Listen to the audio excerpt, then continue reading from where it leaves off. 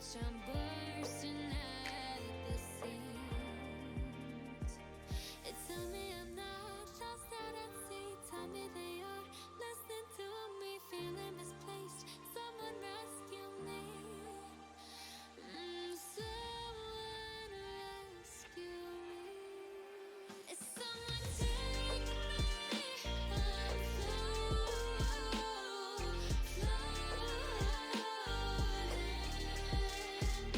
Someone save me.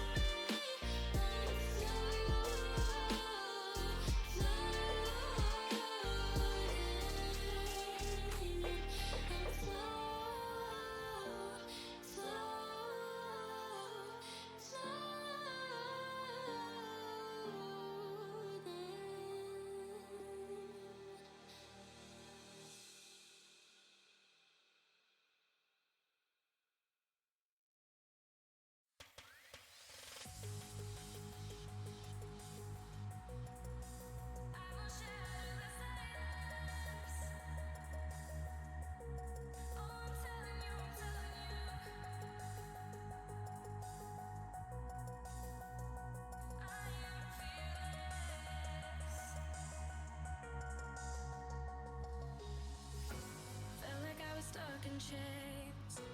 All this time with you, I took the pain. Knew that it was wrong to stay.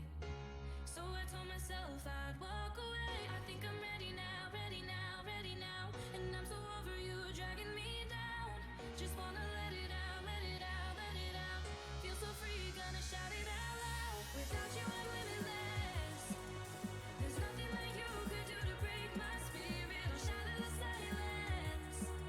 Oh, I'm telling you that I am fearless. Without you, I'm limitless. There's nothing that you could do to break my spirit or shatter the silence. Oh, I'm telling you that I am fearless.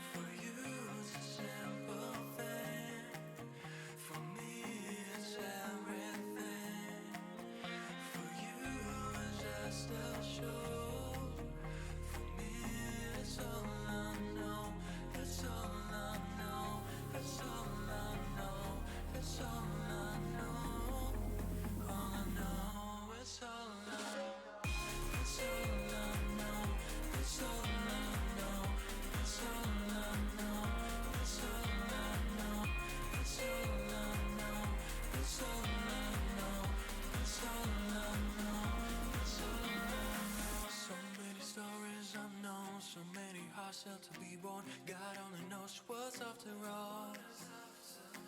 I wish I could travel in time to find out if you'll be mine and write a song about this love. For you it's a simple thing. For me it's everything.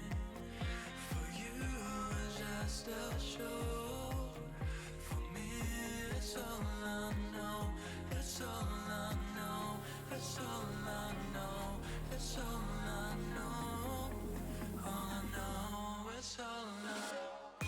It's all I know. It's all I know. It's all I know. It's all I know. It's all I know. It's all I know. It's all I know. It's all I know. Tell me why. Tell me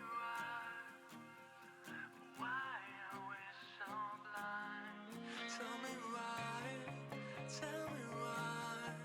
Should we get a brand new start? A brand new start. A brand new start. For you it's a simple thing. For me it's everything. For you it's just a show. For me it's all I know. It's all I know. It's all I know. It's all I know. All I know. It's all I know. It's all I know. It's all I know. All I know. It's all I know. It's all I know. It's all I know. All I know. It's all I know. It's all I know. It's all I know. All I know. It's all I know.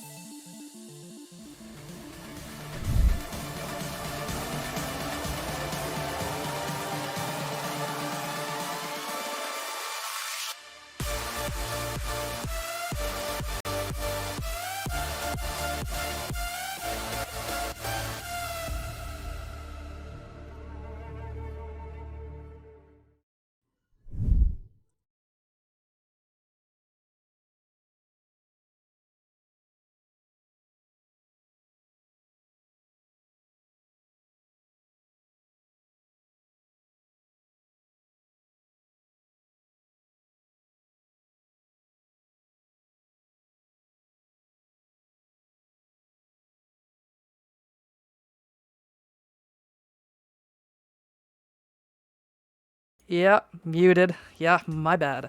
So, week 3, LAS draft series. We're looking pretty good. Third of the way through, and most of our teams are doing pretty hot.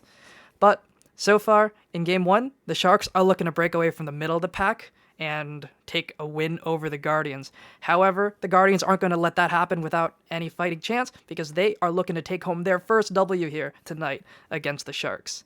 The Falcons in Game 2, they picked up their first victory up against the Guardians last week and are hoping to carry that momentum through and break free from the bottom 2 in Pool A.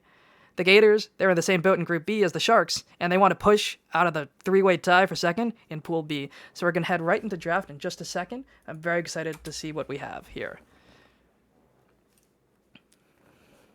So both our teams are just readying up at the moment, and we are going to head straight into draft. Unfortunately, some of our casters are a little behind schedule, so it will be just me for now, but I should be joined by Gundo in a little bit. So I'm just going to take a little bit, and we will be right back. So we are taking a look at the first ban so far. Nothing picked up at the moment.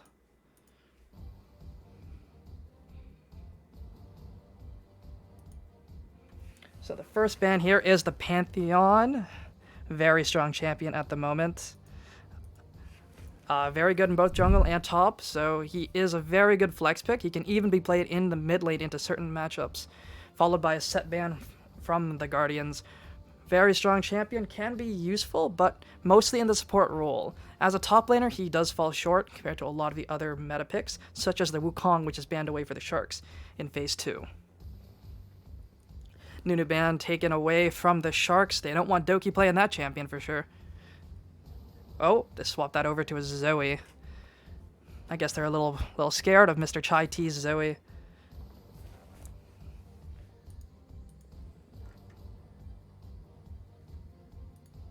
Yep. All right. So we see a Viban coming through. Definitely looking to shrink that jungle pool a little bit. And here I am joined by Mr. Ravensman here, looking to help me out a little bit, since we are running a little behind. Very last second. Hello, everybody. I will send you the spec link real quick. Yeah, thank you. I saw the message and my class got canceled tonight, so it was like perfect timing. Perfect timing. So we do see a Zoe ban actually following through, Phase 2. No picks just yet. Yeah, just loading in here now. Okay, so some things that I personally want to talk about is they left up Doki's Scion, which he before the trade, he was tearing it up with his. I don't know how it works, but it works. His Smite TP jungle meta, and then Scion's his best champion. So Guardian's not showing the respect there. We are going to see Gnar come in the first pick, though. That's a very strong top laner. Followed up by the Aurelia counter pick. Very, very strong. But if that Aurelia does fall behind, does not do very well. I mean, his name's Showmaker. You got to imagine he's going to do a good job. Has to have a good Aurelia if his name is Showmaker. Let's be realistic. Exactly.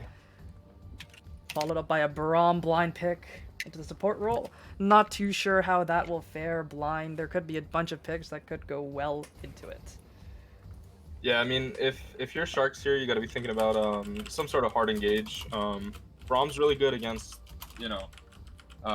sort of enchanters. Obviously, they can kind of go right through him, but normally as enchanters, you're buffing up your ADC, and that's just gonna help Braum, with his wall and his disengage and everything. So getting on top of him or the ADC, he's good at peeling, but he's not that good at peeling as opposed to like a Leona and a Nautilus that we see just coming in here right now. That's a pretty powerful pick. Pretty powerful pick coming in here. And there's Kai'Sa to go with it. Probably, without a doubt, the best ADC this patch. Straight up, you can go both options with the Gale Force, which is really strong, and also Kraken Slayer if it's a tank heavy team. Definitely. And she just unloads in the middle of fights. If you try to dive on her, she just swaps at the end of the fight with her ult. She's just a very strong champion. She's definitely incredibly strong, but there are some good picks into her. However, I do not know if the Guardians are able to play any of them. They do counter with the Vayne. Known for being generally good into the Kai'Sa. However, we'll see how it does play out. I like Vayne here, but I really would have liked Lucian a little better. They have the same auto attack range, and Lucian can poke Kai'Sa down with his Q. And then you pair that with Braum stun. You can pretty much get a stun as soon as Braum lands a Q or even an auto. And obviously everybody knows Lucian Braum is an insane combination. So would have liked to see that, but I'm not upset with this Vayne. Let's see if Temperament can show some flashes, or maybe this will be a Vayne spotting type of game. We'll just have to wait and see. We do see an Echo taken away here from the Sharks. I'm guessing that's from Chai T. I've never seen Doki play anything else. I've seen Um, Shakti's Echo. It's something to be afraid of, so I'm definitely excited to see that banned away. I am wondering if they are going to pick the Viego this week. It is enabled. it is, yeah. It's I personally think it's a little better in the mid lane, to be honest. Everybody's been playing it in jungle, but mid and top seem so far like it could be his better roles. I don't know though. Obviously, he's so new. It's hard to gauge just yet, but I'm sure it'll get figured out pretty soon. Definitely. Sejuani and Annie though gonna round out that the bans from Sharks. I respect the Annie ban. Don't know so much about the Sejuani. She hasn't really been faring all that well up in the meta. There are just better tanks to play if they are looking for that tank style jungler. So I'm guessing it's probably just because Stewart is just very good on the Sejuani, and it's a comfort pick they don't want him to sit on. Yeah, and also Sejuani Aurelia is a very insane combination with the ability to stack up the passive on Sejuani very quickly. But we are going to see Master Yi come out here, which is very interesting. I mean, this is like the hit or miss champion. You either get 18 kills or you die 18 times. Yep. I mean, he is the Yasuo of the jungle. But I mean, so far Sharks have the CC to destroy him. And we're gonna see Sion come out. And I mean, I know it's Stokey's like favorite pick, but you're playing into Vayne, you're playing into Master Yi, who's gonna get a Kraken Slayer. You're playing into Aurelia, who is and just the a tank Anivia already, followed up. Oh, these last two picks, I'm not the biggest fan. I think that they could have went with a bit more CC. I mean, Sion Q is easy to dodge with like everybody on their team. Anivia Q is like the slowest moving projectile in the world. I mean, just straight up, they needed to draft more CC for Xerath. Definitely. As we see Xerath coming in, but you know. Before we do get into the draft, do you mind just setting your IGN real quick so we can get you into the lobby? Sure, I added you because I have a special. Yep. Perfect. Oh, yeah.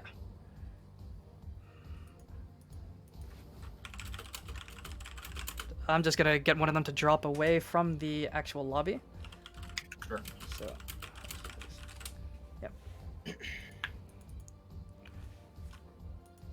So far, things are looking a little interesting. Yeah, for sure. I mean, I really do like this Xerath pick into the Anivia. I mean, he could just poke her down from such a long range. I mean, this is basically just gonna be a farming battle in the mid lane. Definitely. I doubt we'll see any real solo kills. I mean, I say that, and then mid lane will end up being the bloodiest lane on the map. But I mean, straight up,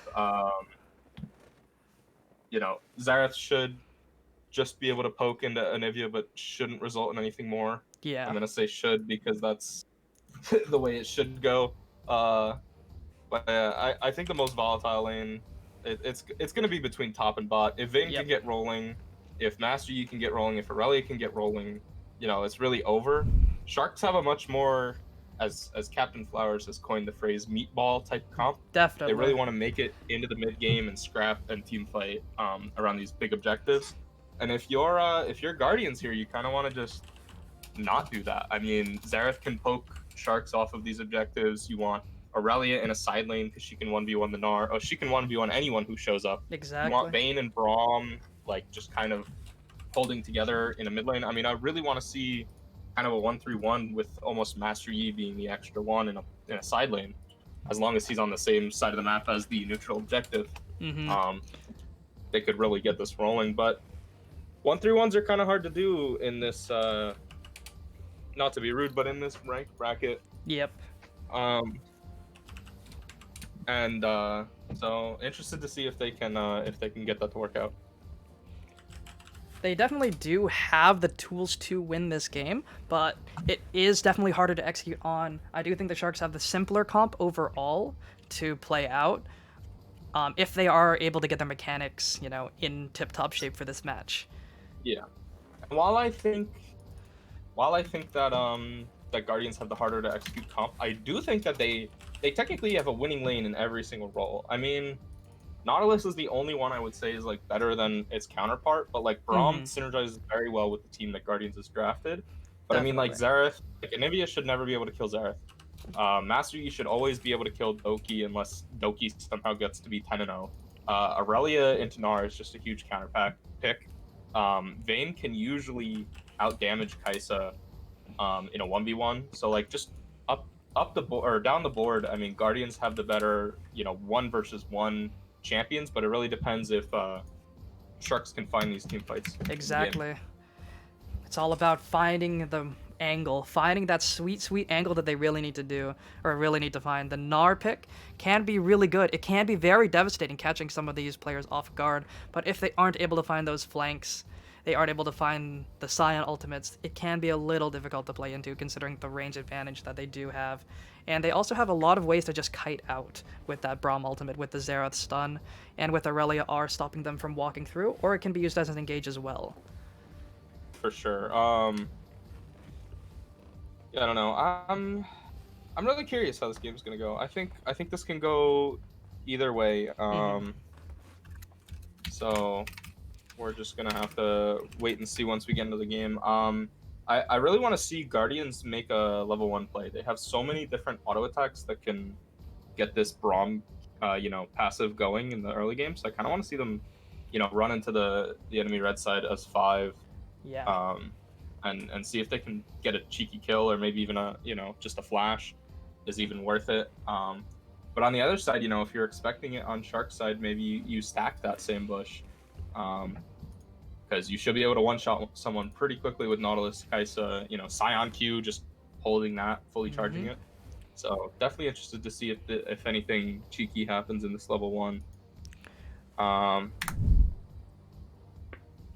We do see that it is a little interesting because we know Scion, or Mr. Doki, doesn't usually take the TP. So that invade could turn out very well because he does not have the flash summoner that we do mostly see.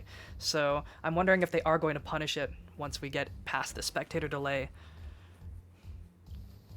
Yeah, for sure. I think that's something that Guardians should definitely look to abuse right now because I know for a fact Doki absolutely hates Summoner Spell Flash. I'm not going to say I agree with him, but that is him. So far, Or it's his worked stance, I should say. in a couple of games that Yeah. I've seen him play. So I guess don't knock it till we try it, but we'll see if it finally will fall today. Yes. Technically, Doki is. Well, I guess I haven't looked at his record on RAR, but as far as LAS draft goes, he is undefeated, not taking Flash. So we'll have to see if that continues here today. They did let through a couple of the one tricks though, so I'm interested to see if this does end up failing the Guardians. Could be a sign of them not doing their draft research, or them just thinking they can power through it and just take them out, make sure they're not able to use the champions that they've practiced so much on. Yeah, this almost seems like Guardians drafted an entire team comp to counterpick the one tricks that Sharks played, or the champions they play rather. They all were just like, this is what I can play into this, and that's what they drafted.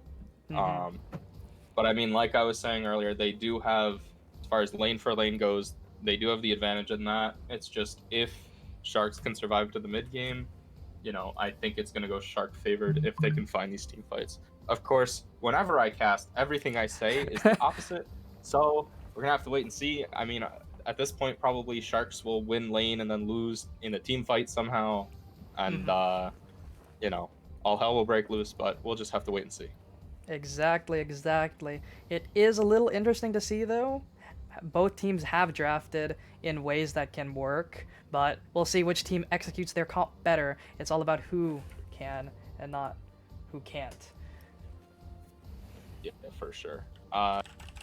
This Guardians comp almost looks like you just picked a random game from solo queue and put it into competitive.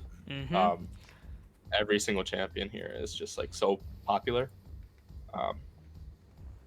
Except perhaps Xerath. I feel like he's more of a one tricky champion, but We have seen Xerath Still, pop off so far, though. I think every game that I true. have cast with a Xerath has just been dominating whatever game he's been in. He's been untouched and been allowed to do whatever he wanted, even in some of the higher elo brackets that we do have here, such as the LRS. We have seen him be able to get away with what he wants to do, and we're just going to send it over to a quick break. We'll be right back, everyone. Take care.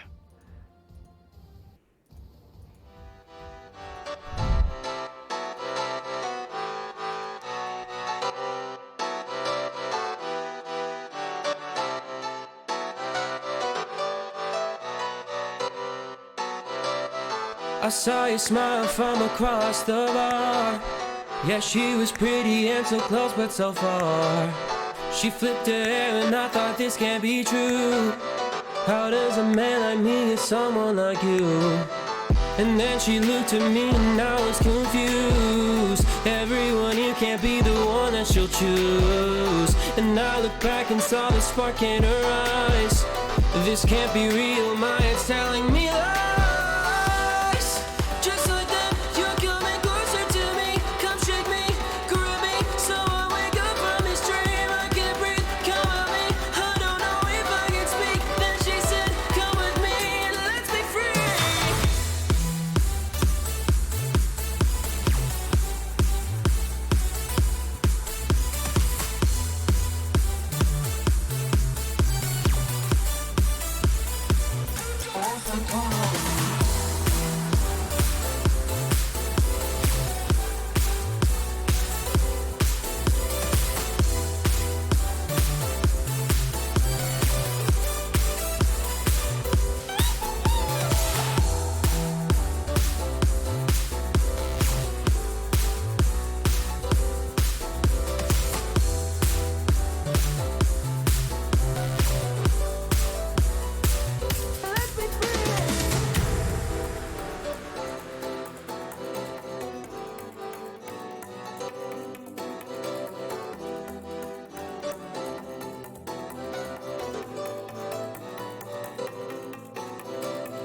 The night is young and I think this could go far. The sky is dark but you're my shooting star.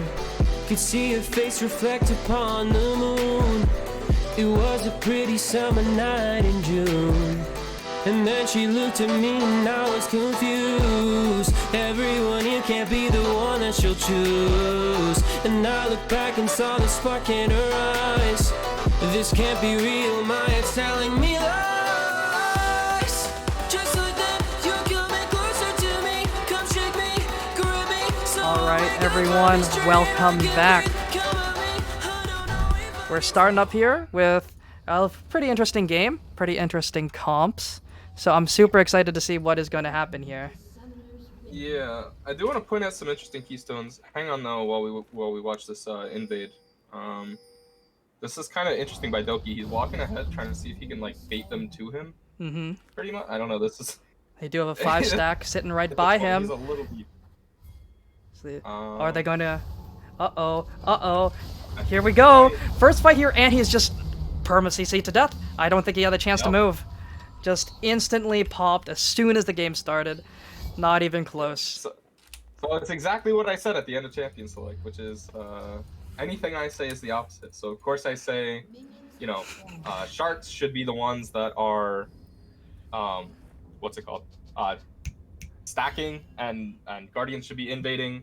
Sharks are the one actually invading, and Guardians don't stack at all. So, yep. You know, not really expecting that there, but I mean, Sharks definitely have a level one, like a good level 1. I just thought that Guardians would be a little better. But while we're gonna watch, you know, the beginning of these clears here, I do want to point to some interesting stuff that people have taken, specifically Lethal Tempo and Master Yi, which I think Conqueror or Halo Blades, like right? Halo Blades.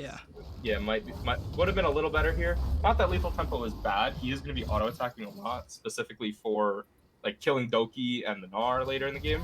But I do think that Conqueror would have helped. We do see a nice trade going in on the bot lane. Braum already brought to half HP, ignited, ticking down. Guardian is procced and is able to keep him alive just for the last little seconds. Yeah, that was just Mega J just being up a little bit too far there. I mean, he was gridding a little bit for those Relic Shield stacks. Super hard to walk up. Now, yeah, for sure. Now, if you're a Guardian's bot lane, you just kind of gotta wait for the wave to crash and see if you can call Stuart down on after he finishes his top clear. Oh, a nice hook landed onto the Vayne. She is tagged up, and Nautilus is unfortunately tagged up by the Braum passive and is able to walk away with their lives. Although Vayne has not earned her pot yet, surprisingly. However, things are looking pretty good for both sides. Yeah, for sure. But back to what I was saying real fast, because normally when I try to talk, people always fight. So they're going to see Electrocute come out from Anivia as well, which I think is a little interesting. I wasn't under the impression that that was the keystone people take. Maybe I'm mistaken. But I do feel like the likes of Ooh, very close trade there. Good shield from the Braum. Pretty unbreakable there. for sure. Oh, we do see a gank coming through on the mid lane. However, he is able to flash the Scion Q and make it out with his life with just the flash burned. We're actually going to see a flash burn from Showmaker in the top lane as well. I'm not sure what that was about either. Maybe something happened. He does miss the E and is unable to actually engage, and there is a giant wave to fight in. Could turn out good for the Aurelia if she is able to actually play around those minions. Although the E is sitting really close by, and there is no vision in that line brush sitting out by the top lane. The directed cam is going to take us. There is a TP pulled from the Scion just to protect that gank, I guess. Interesting way to force them away. we knocked the TP on the jungler, but he did technically just counter gank with it. So, you know, at the end of the day, we do see some question mark here pigs. too. I mean, yeah. like straight up, Doki's big braining this early game, which, you know, nobody would have thought is possible with Smite TP, but I mean, like, Stuart's gonna walk down into this river and be like, you know, what the hell? This Rift Scuttle is gone.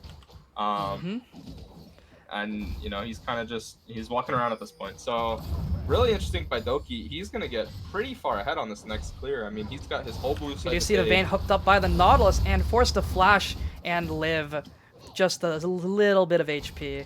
Good flash. Thankfully not greeting the summoner, which I've seen a lot of players do recently, even in pro play. Yeah, this Guardian spot lane is really not respecting the Nautilus Q hitbox because, as everyone knows, it is bigger than it looks. It's perfectly fine, as they would say. You know, they have 200 years of game design experience, so we can't really expect it to be wrong. Oh, the Aurelia is missing every now. E. 201, very true. Oh, the Gnar is going in for a gigantic trade here on the Aurelia. She just TP'd, might just have pulled a Hashinshin TP into her death. Although he does miss the Q, he does land the crunch. She is able to Q into the brush, but she has no flash. She has no flash. She's going to get grasped to death. And Gnar procs that grasp with the Undying to take the kill. Oh my god. There's just no world where... I mean, Aurelia... I mean, you shouldn't TP there first off. But, like, second off, you do technically win that after you do finish that TP. I mean, I know... She got stun locked as soon as she came in, but she advanced after. You know, it wasn't the end of the world for her if she just like tried to turn it, because she did have the item advantage. But she also did miss wasn't sick her E. She did miss the E. That is true. I don't think we've seen her hit an E just yet. But yeah, you know, we do see corrupting potion from the Gnar. A very interesting pickup from him. Don't know how well Gnar uses the corrupting potion because he does not have mana, but we'll see. I think it might just be for the... We do see a fight going on in the top lane again. Aurelia is missing her E once again, but she might just be solo killed again. Conqueror is proc. She might just be able to lifesteal tank her way through, and he does. She is able to burn the flash, and down goes the Gnar. Yi was there just in case things did not go as well, but it was all for naught.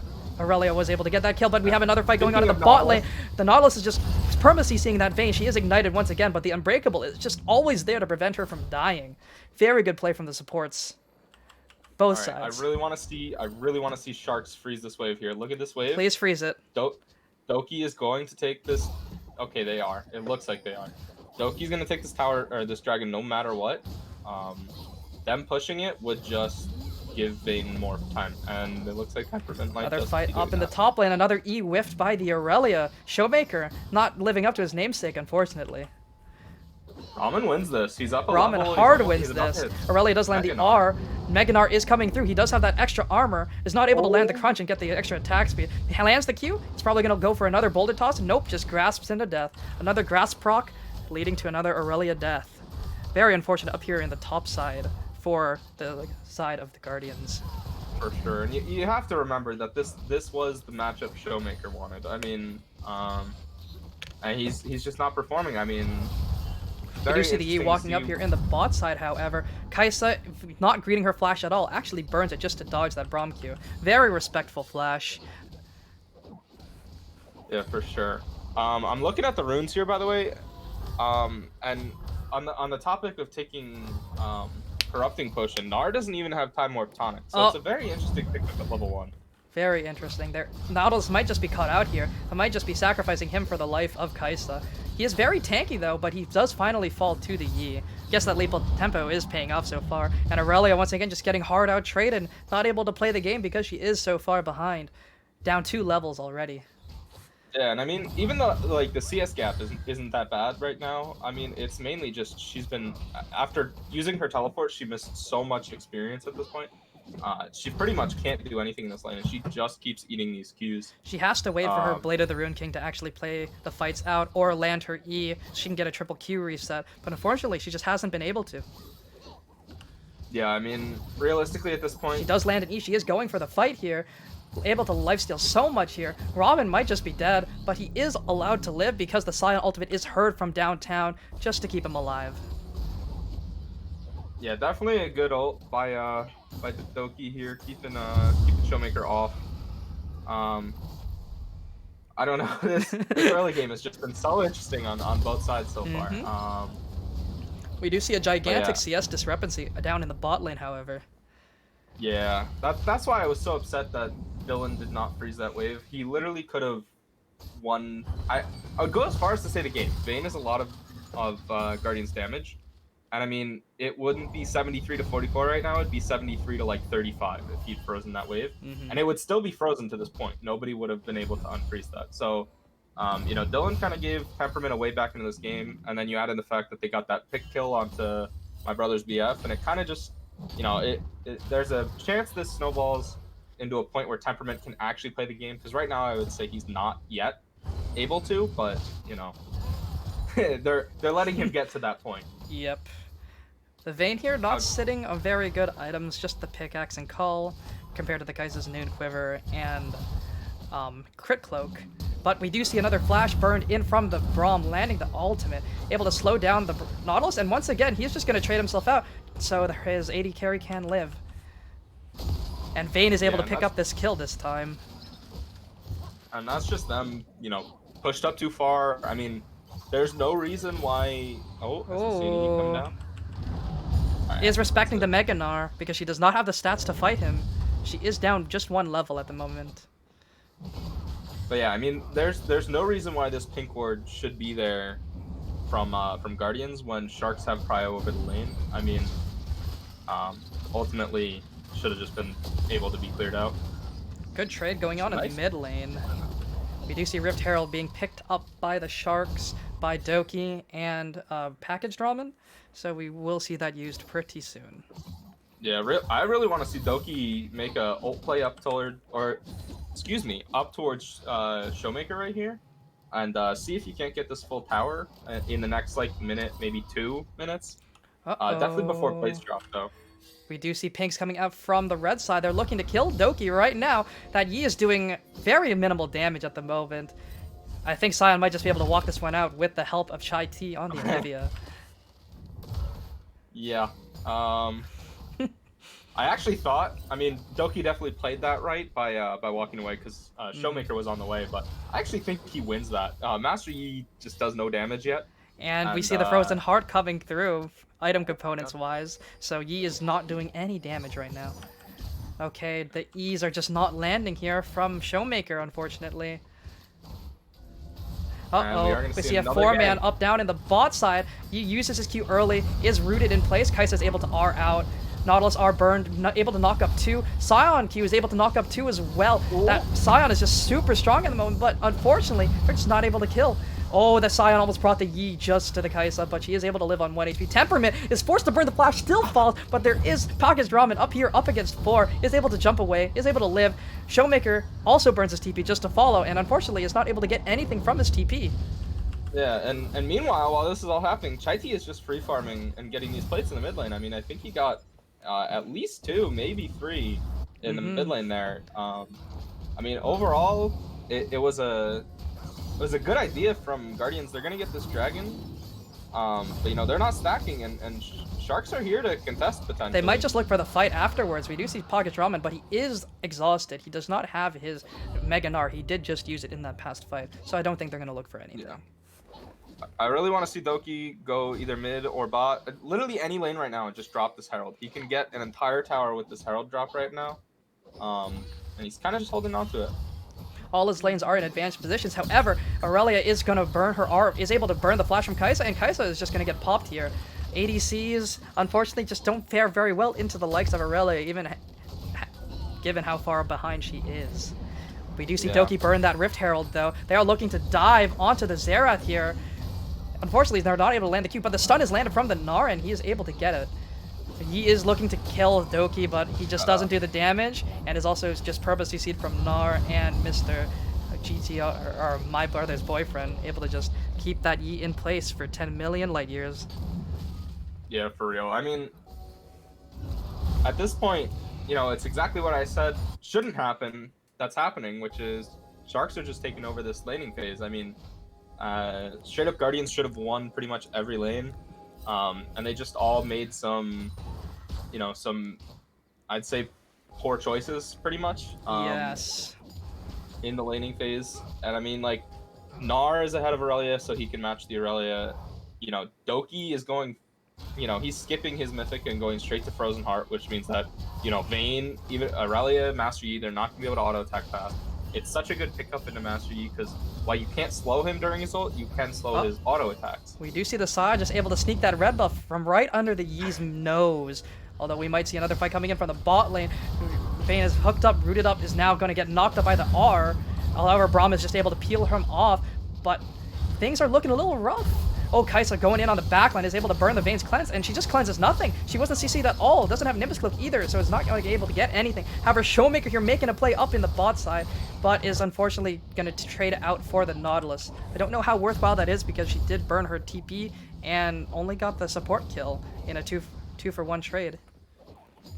She didn't burn her TP, she burned her Oh, flash. She was burned her actually flash. She was already lane. there. Okay. Yeah, but I mean, ultimately, like, that was Flash burned for a 2-for-1. Not ideal, but they have to take every small victory they can get. Yeah, I mean, I was watching a chess video. It was the Bjergsen Hikaru chess video. And something he said really stuck to me. Something Hikaru said really stuck to me, which is, in League, when you're behind, taking a trade is good. In chess, when you're behind, taking a trade is bad. Oh, here we see a big trade up from the Gnar, is able to slam him into the wall, is able to stun him up, root him up, and is able to get that last Q. The fadeaway boulder toss is able to claim that kill on the Xerath. And he is dead for the second time so far. But yeah, so, I mean, you know, I was going to make a point that, you know, taking a trade is good, but then Rob goes and kind of, I won't mince words. He kind of ints into the Gnar there. I mean, you can wait for that wave to be pushed in. That Gnar is very far ahead. There is no reason for you to push up that far. Just let him walk up and push the lane, and you can just catch it under tower and not lose it, because it is about to fall to the Gnar. And he just gets further and further ahead. Although Master Yi's coming here, burning the R, able to red smite. Holding his abilities, the Gnar is able to slam into the wall, is able to permanently see him. Crunch, down he goes. He just gets 1v1 by a Gnar. Oh my god. They're, like, I don't know, it's so frustrating to watch this, because nobody on Guardians is respecting the fact that Gnar is good at 1v1s. I mean, I was saying in draft that Aurelia beats Gnar in the 1v1s, but that's just, you know, that's a champion for champion thing. Gnar is still a very good 1v1 champion, you know. His W damage in mini Gnar is just, you know, insane if you can keep, you know, just sprinting at somebody. And then his Mega Gnar damage is just, like, you should not laugh at it, especially with Divine Sunderer. You know, he just completed the Black Cleaver. I mean, he's at 2 items at 17 minutes into the game. No one is even remotely close to him. it's pretty insane. I want to take a look at some of these items. I really like the Leandries coming out from Anivia. I'm pretty sure that's core on her. I don't like Kraken Slayer here for Kai'Sa. I mean, you really only want to go that if there's some tanks on the other team. Otherwise, Gale Force is just usually better, especially with the repositioning factor into, like, Aurelia to dodge the E and, you know, the, you know, Braum Q and everything. I'm not the biggest fan of it. It's not, you know, it's not bad per se. It's not going to lose her the game or anything. But here comes another fight. Xerath is just slowed to oblivion from the boulder toss. Gnar is able to just knock him back and just slam him into the wall. Although Yi might just be able to pick this one up. He does do a lot of damage now. However, Gnar does just as much and is able to pick up a double kill. They are funneling into him one by one and falling one by one.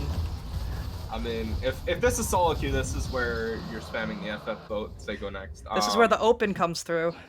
Yeah, this is where one of your players AFKs and you get the reduced LP for forfeiting. But I mean, all right, let's try and think of a way that Guardians come back in this game. We do see the Aurelia looking for the play here onto the Gnar. However, she misses her E once again, and is going to get almost one shot here. Mega Gnar does come through. However, she is able to drain tank a lot of that damage, but he is just going to grasp once again, and she falls to another grasp proc. That rune is paying a huge dividends at the moment. Seriously, Aurelia's just like making these fancy, like, cues all over the place. And we see a dive here coming onto 3. However, GTR might just fall here, is going to fall to the Master Yi, and he is on his way to becoming strong. However, Anivia is there to stop the counter engage, and they are only going to lose 1-for-1 overall. Although Mr. Doki here is taking a decent amount of damage, but he is able to just walk it out. That was a very nice ult by Chai-T to disengage the fight there.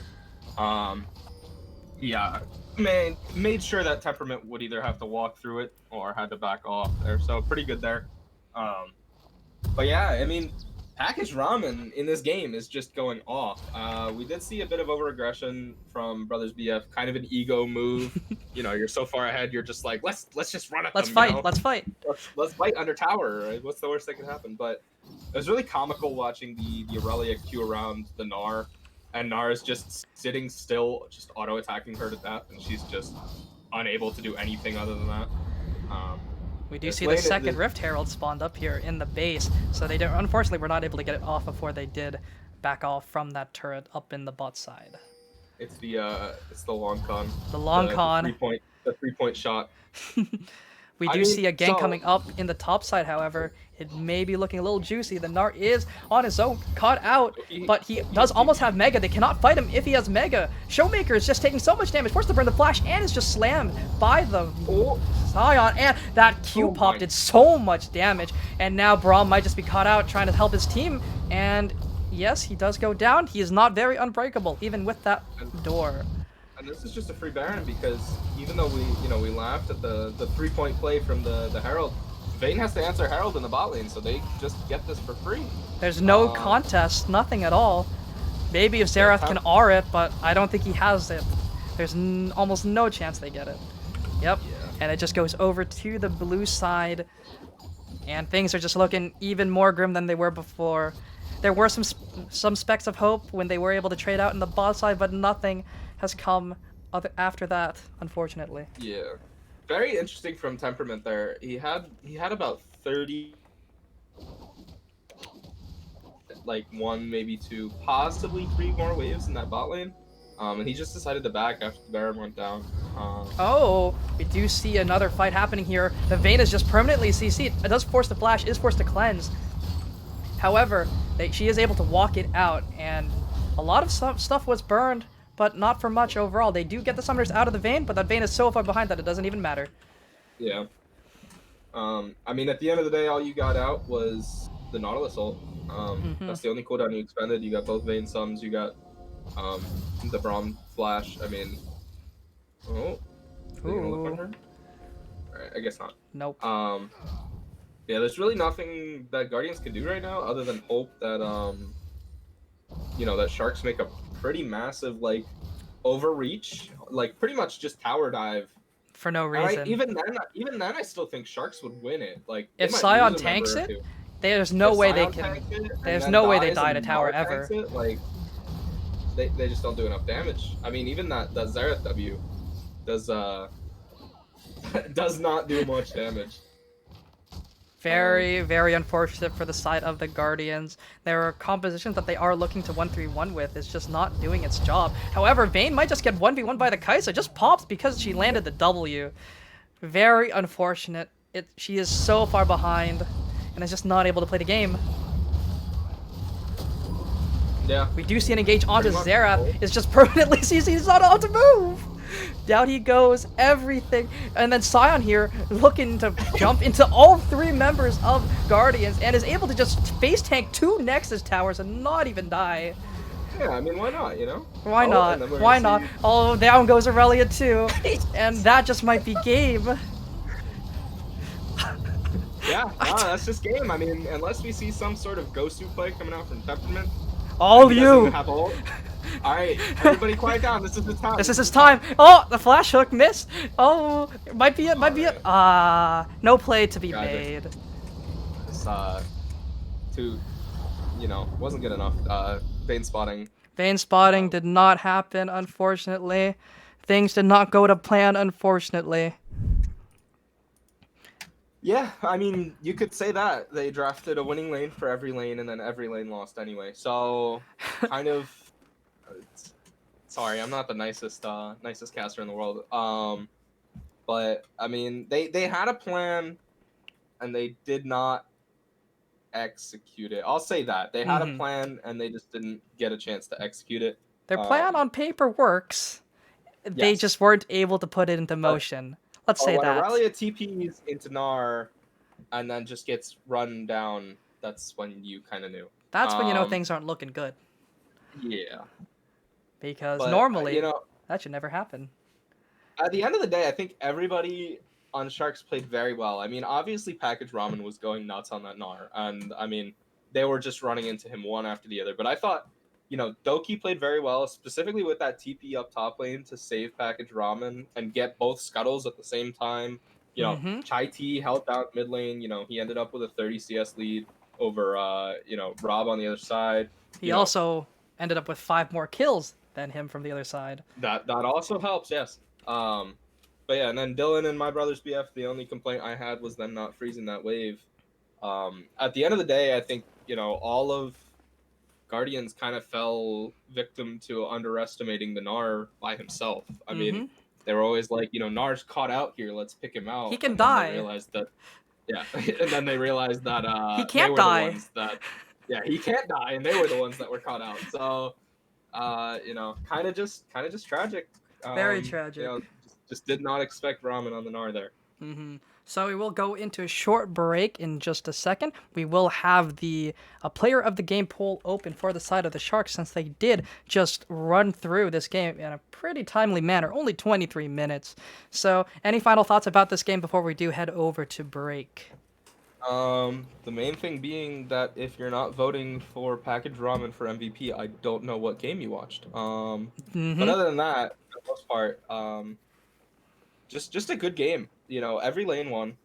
That's about it. Yep, that's basically it. Every lane just didn't really have any troubles. They were able to walk through and end the game in a timely fashion. We will be right back, though. We'll do a little bit more analysis on the past game before we do head into draft for game number 2. See you guys in a few.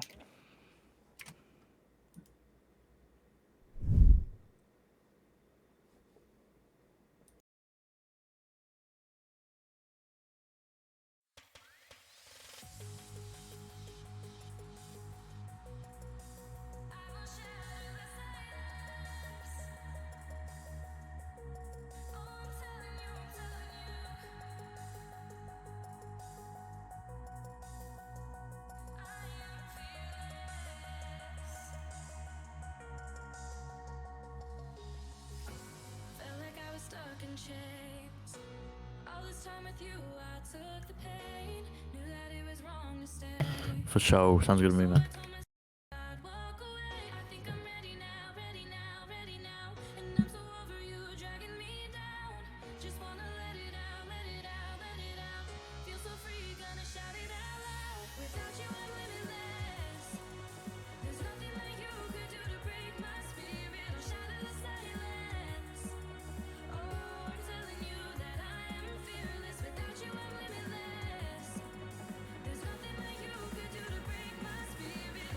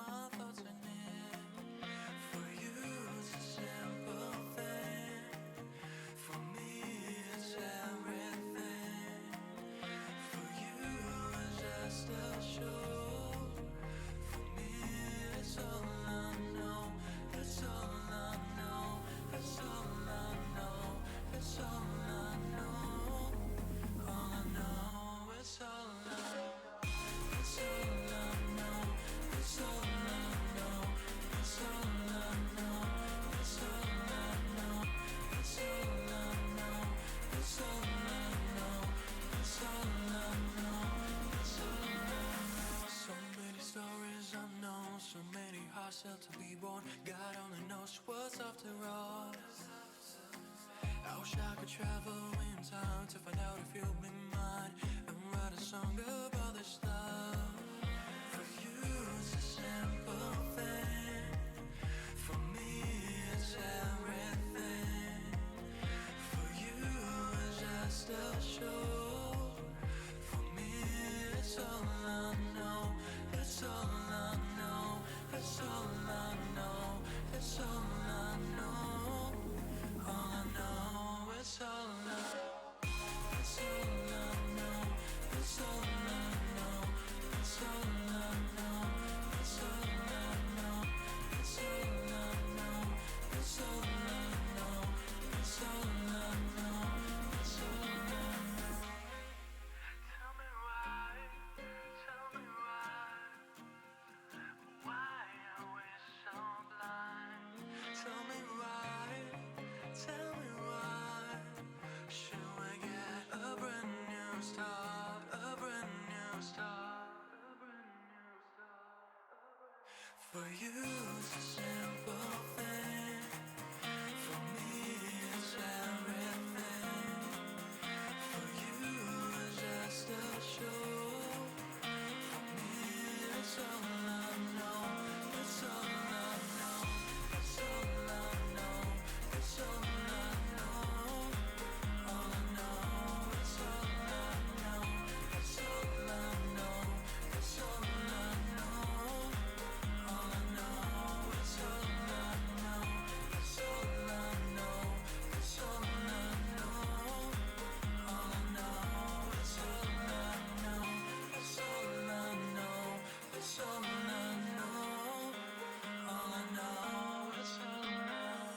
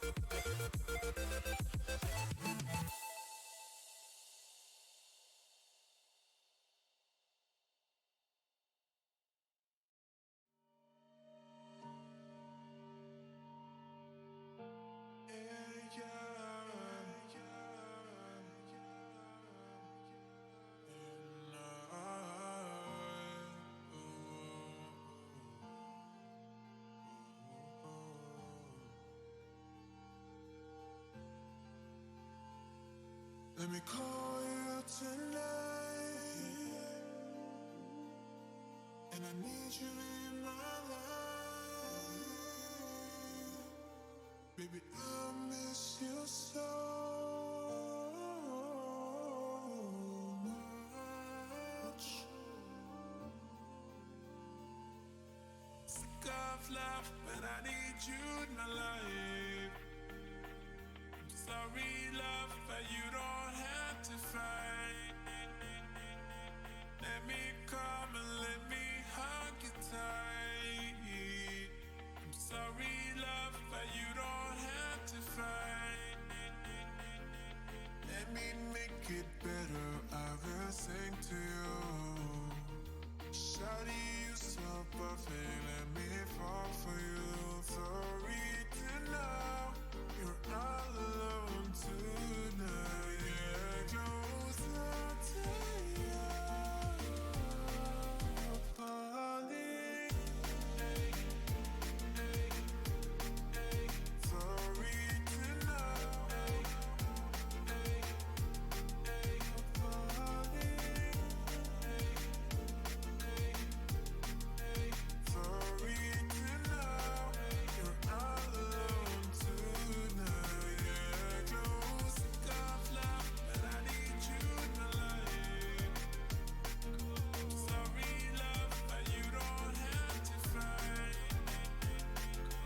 Let me come and let me hug you tight. Sorry, love, but you don't have to fight. I'm falling, I'm falling, I'm falling, falling for you. Let me call you tonight, and I need you in my life. Baby, I miss you so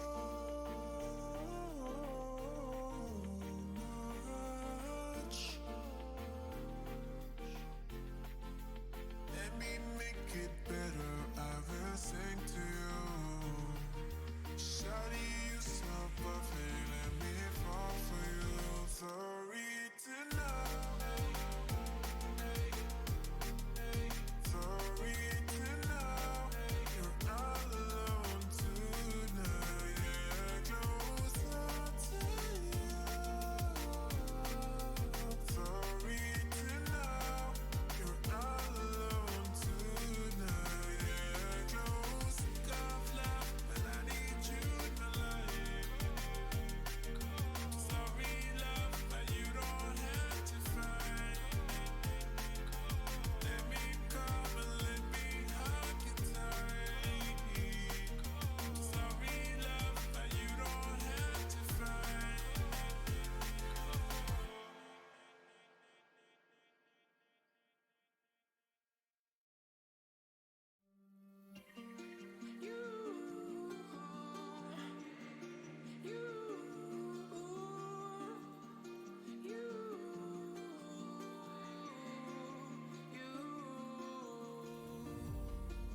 Play games just to escape mistakes made in the past. If only I could change. And all the love you gave, it came and went so fast, and only left the pain. Now all I think about, just say that we can turn it round. I don't think I can go without.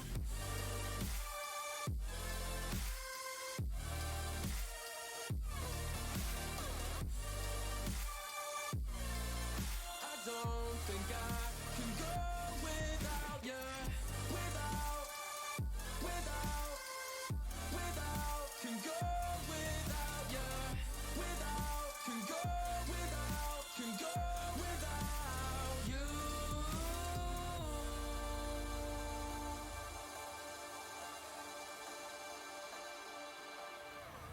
Brought my soul sunshine to a body as cold as mine. Really put me in overdrive, but it made me blind.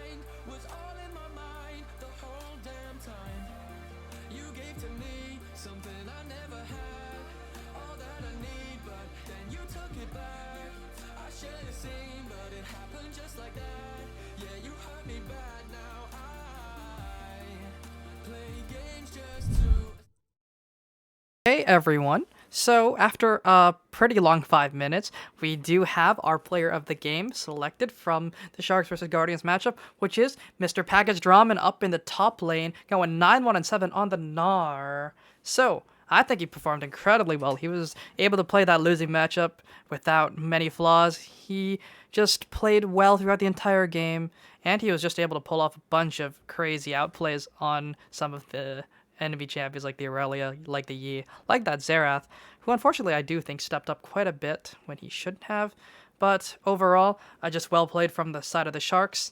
Any comments, Mr. Ravensman, before we do start the game, or start off in game 2? No, just mainly, you know, they really didn't respect the Gnar pick coming in there. So, I mean that's about it, to be honest. Alright. Yeah. They really didn't respect a lot from them. So, but it looks like we're getting spammed with R over on this game. So we are just going to kick it off right into the draft. We do have Mr. Gundo back here to take over for play-by-play for game number 2. So we'll see you guys in draft.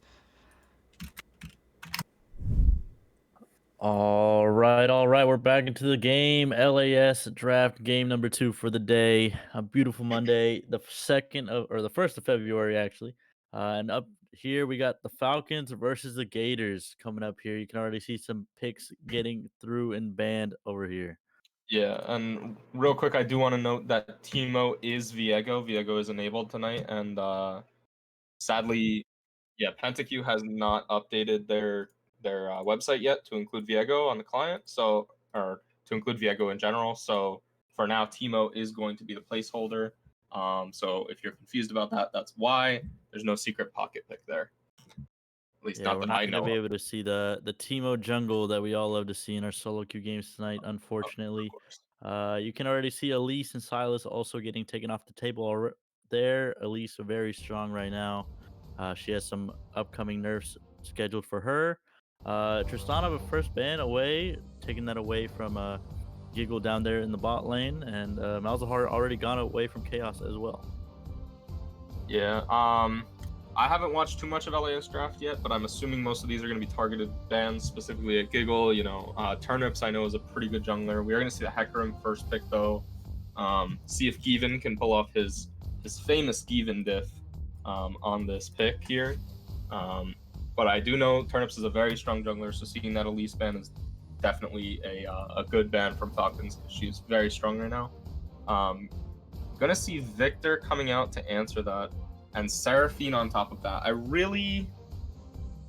I don't like this here. I think that you can pick Seraphine unless this is a Victor APC, so a bot lane Victor. I really don't like the order of these picks because sitting on Seraphine allows it to be flexed between 2 lanes. And while Victor can technically be a bot lane mage, I do think that this is going to be a Victor mid and a Seraphine support. I just feel like you're showing your hand too much with picking both of these in the same phase. Yeah, for sure. I agree with you there. You definitely want to save something like that Victor for the mid lane if you're going to choose it for the mid lane towards the later stages of the draft, just because it gives you a little bit more time to see what they might pick into it. If if Falcons has a counter for that, if the Kumi doesn't want to, or has something to shut down that Victor, it'd be better to save that for later stages of the draft. Ezreal also getting picked up there for the Falcons. Going to be Alpha Seru piloting that. So interested to see what they're going to do with that pick. Yeah, I mean, not to toot my own horn, but I am known as one of the better Ezreals on the server, and I really just, he's just not in a great spot right now. I've been theory crafting different ways to get him more involved in games. But just right now, there's so many better picks. Obviously Tristana's banned, but there's Lucian, there's Ashe, there's Xayah is even coming back, there's Senna, there's obviously Kai'Sa is the best ADC in the game right now. Jhin. I mean, there's just so many better options here. And Misfortune Seraphine is just gonna destroy Ezreal right here. He's not gonna be able to match the poke that they're gonna put down on him. And ultimately, Rakan's job is interrupting Misfortune ult, but Ezreal and Rakan do not synergize very well together. I would have rather seen a Braum or even just full commit on mid game and go for Yuumi. But at the end of the day, we are going to see the Rakan come in and Misfortune to answer it. So far, I'm really liking Gators draft. I would really like to see them pick a jungle with their next pick, and then get the counter pick going for Tectonics. And I think that they should have a pretty good, draft laid out from that. But we'll have to see as we see Aatrox banned away from. I always get his name wrong, but Archaic Palter. I always think it's Panther. Yeah, taking away that Aatrox from him in the top lane, you can see that return ban for the side of the Falcons. That Malphite, they don't want to give that away to Tectonics up there in the top lane. Just Malphite, really easy setup and engage there for your team. Doesn't matter where you're playing it. If you have that Malphite, you have an insta-go button, any way to pull the trigger right. We'll see what they ban up here next. But yeah, as you're talking about that Seraphine plus MF combo, if you charm up a couple members, you layer that bullet time right on top of that, and you can just melt through a team fight there. We saw it a couple times last week, people putting those two together in the bot lane. So we are going to see that Victor then for the mid lane there. Any thoughts on that? Unless it's some random Victor top lane, which hasn't been meta in a long time, I think this is obviously going to be a Victor mid. My guess is they're not too scared from anything that the Kumi plays. Besides, obviously, that Viego would beat Victor down pretty hard. But they're going to ban Galio, which I think is a pretty good pick. That would allow, Falcons to have all this hard engage. I almost wish Falcons had left up the Malphite because, if Gators do pick Malphite, obviously they have some good wombo combo, but I doubt that they're going to pick Malphite blind like that, especially when they have top counter pick. Like, you could just get better lanes if you leave Malphite open and then pick it for yourself if it's still open, because then you have Malphite, Hecarim, Rakan, and then whatever you draft in the mid lane here, like an Orianna would be great. But we are going to see Gators pick up Jarvan, which I think is so good right now. Like, you don't have Malphite, you don't have a Mumu, so let's draft another big AoE thing that we can layer all our stuff into. I mean, you've got so many circles here between Victor ult and Jarvan ult. You've got Misfortune ult to layer on top of it. You got Seraphine ult to charm everybody up. It's a very good team that Gators are putting together right now. We are going to see the set locked in for Archaic Palter up in the top lane. Yeah, definitely a lot of engage and a lot of CC there for the Gators. Just a lot of setup for each other. Like you were talking about, you can just throw that W right inside that Jarvan ultimate. Then that Victor W, by the way, excuse me. And you just layer so much CC on top of that, and you just melt through team fights, right? So I'm going to be interested to see what Turnips is going to do there on that Jarvan pick. And just like you were talking about, we're going to see that Orianna there for Falcons most likely here. Yeah, and this is pretty much the same comp on both sides, just with slightly different champions. I really like this pickup from Tectonics here. It's a pretty good matchup in a set, but overall, like, you can just take one of the engage tools out of the fight instantly as soon as they go in. I really want to see Tectonics look for Hecarim specifically, because Hecarim can really tear up Gators' backline. I mean, once Set uses his W and his ult, he really can't provide as much as like Hecarim can post ult. So I'd really like to see him there. The main concern I have, especially with this Mordekaiser coming out, is Falcons don't have a lot of DPS. I mean, I was really knocking Ezreal. He's one of my favorite champions in the game, but like, he just can't put out the type of damage that like Misfortune can, or Victor can. And I mean, the combination of Ezreal and Orianna is just kind of low damage. I think Falcons comp as a whole is kind of low damage, especially when you think about Mordekaiser ult taking one of these people out of the fight. I think Gators has a lot more, damage coming in from the Victor. Seraphine does a lot of damage even when she builds support items. You got Misfortune. Jarvan's probably going to go Gore Drinker. It really helps him out in the middle of that fight. I mean, I really like the comp that Gators has put together. Falcons has a clear, concise, plan on what they want to... Wait. I was going to say, okay. Yeah, and we're going to get a reset there. I was like, I thought they banned Malphite, not picked Malphite. But, like I was saying, both teams have a clear, concise, plan for what they want to do. But Falcons just ultimately, I don't think, have enough damage. They're going to have to get rolling in some of these lanes in order to make it work out.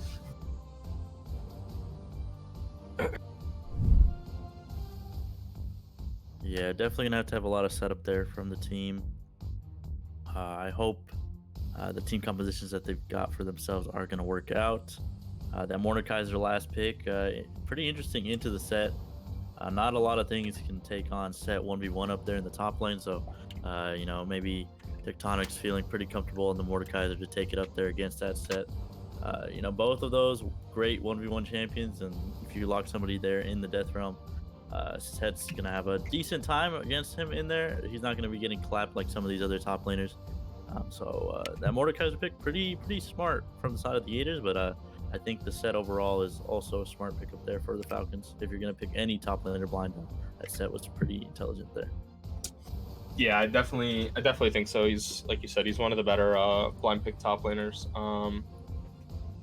But we're gonna have to wait and see. We are getting the R's. It looks like to get back in the draft here. Hopefully, Palter remembers to pick after his third ban this time.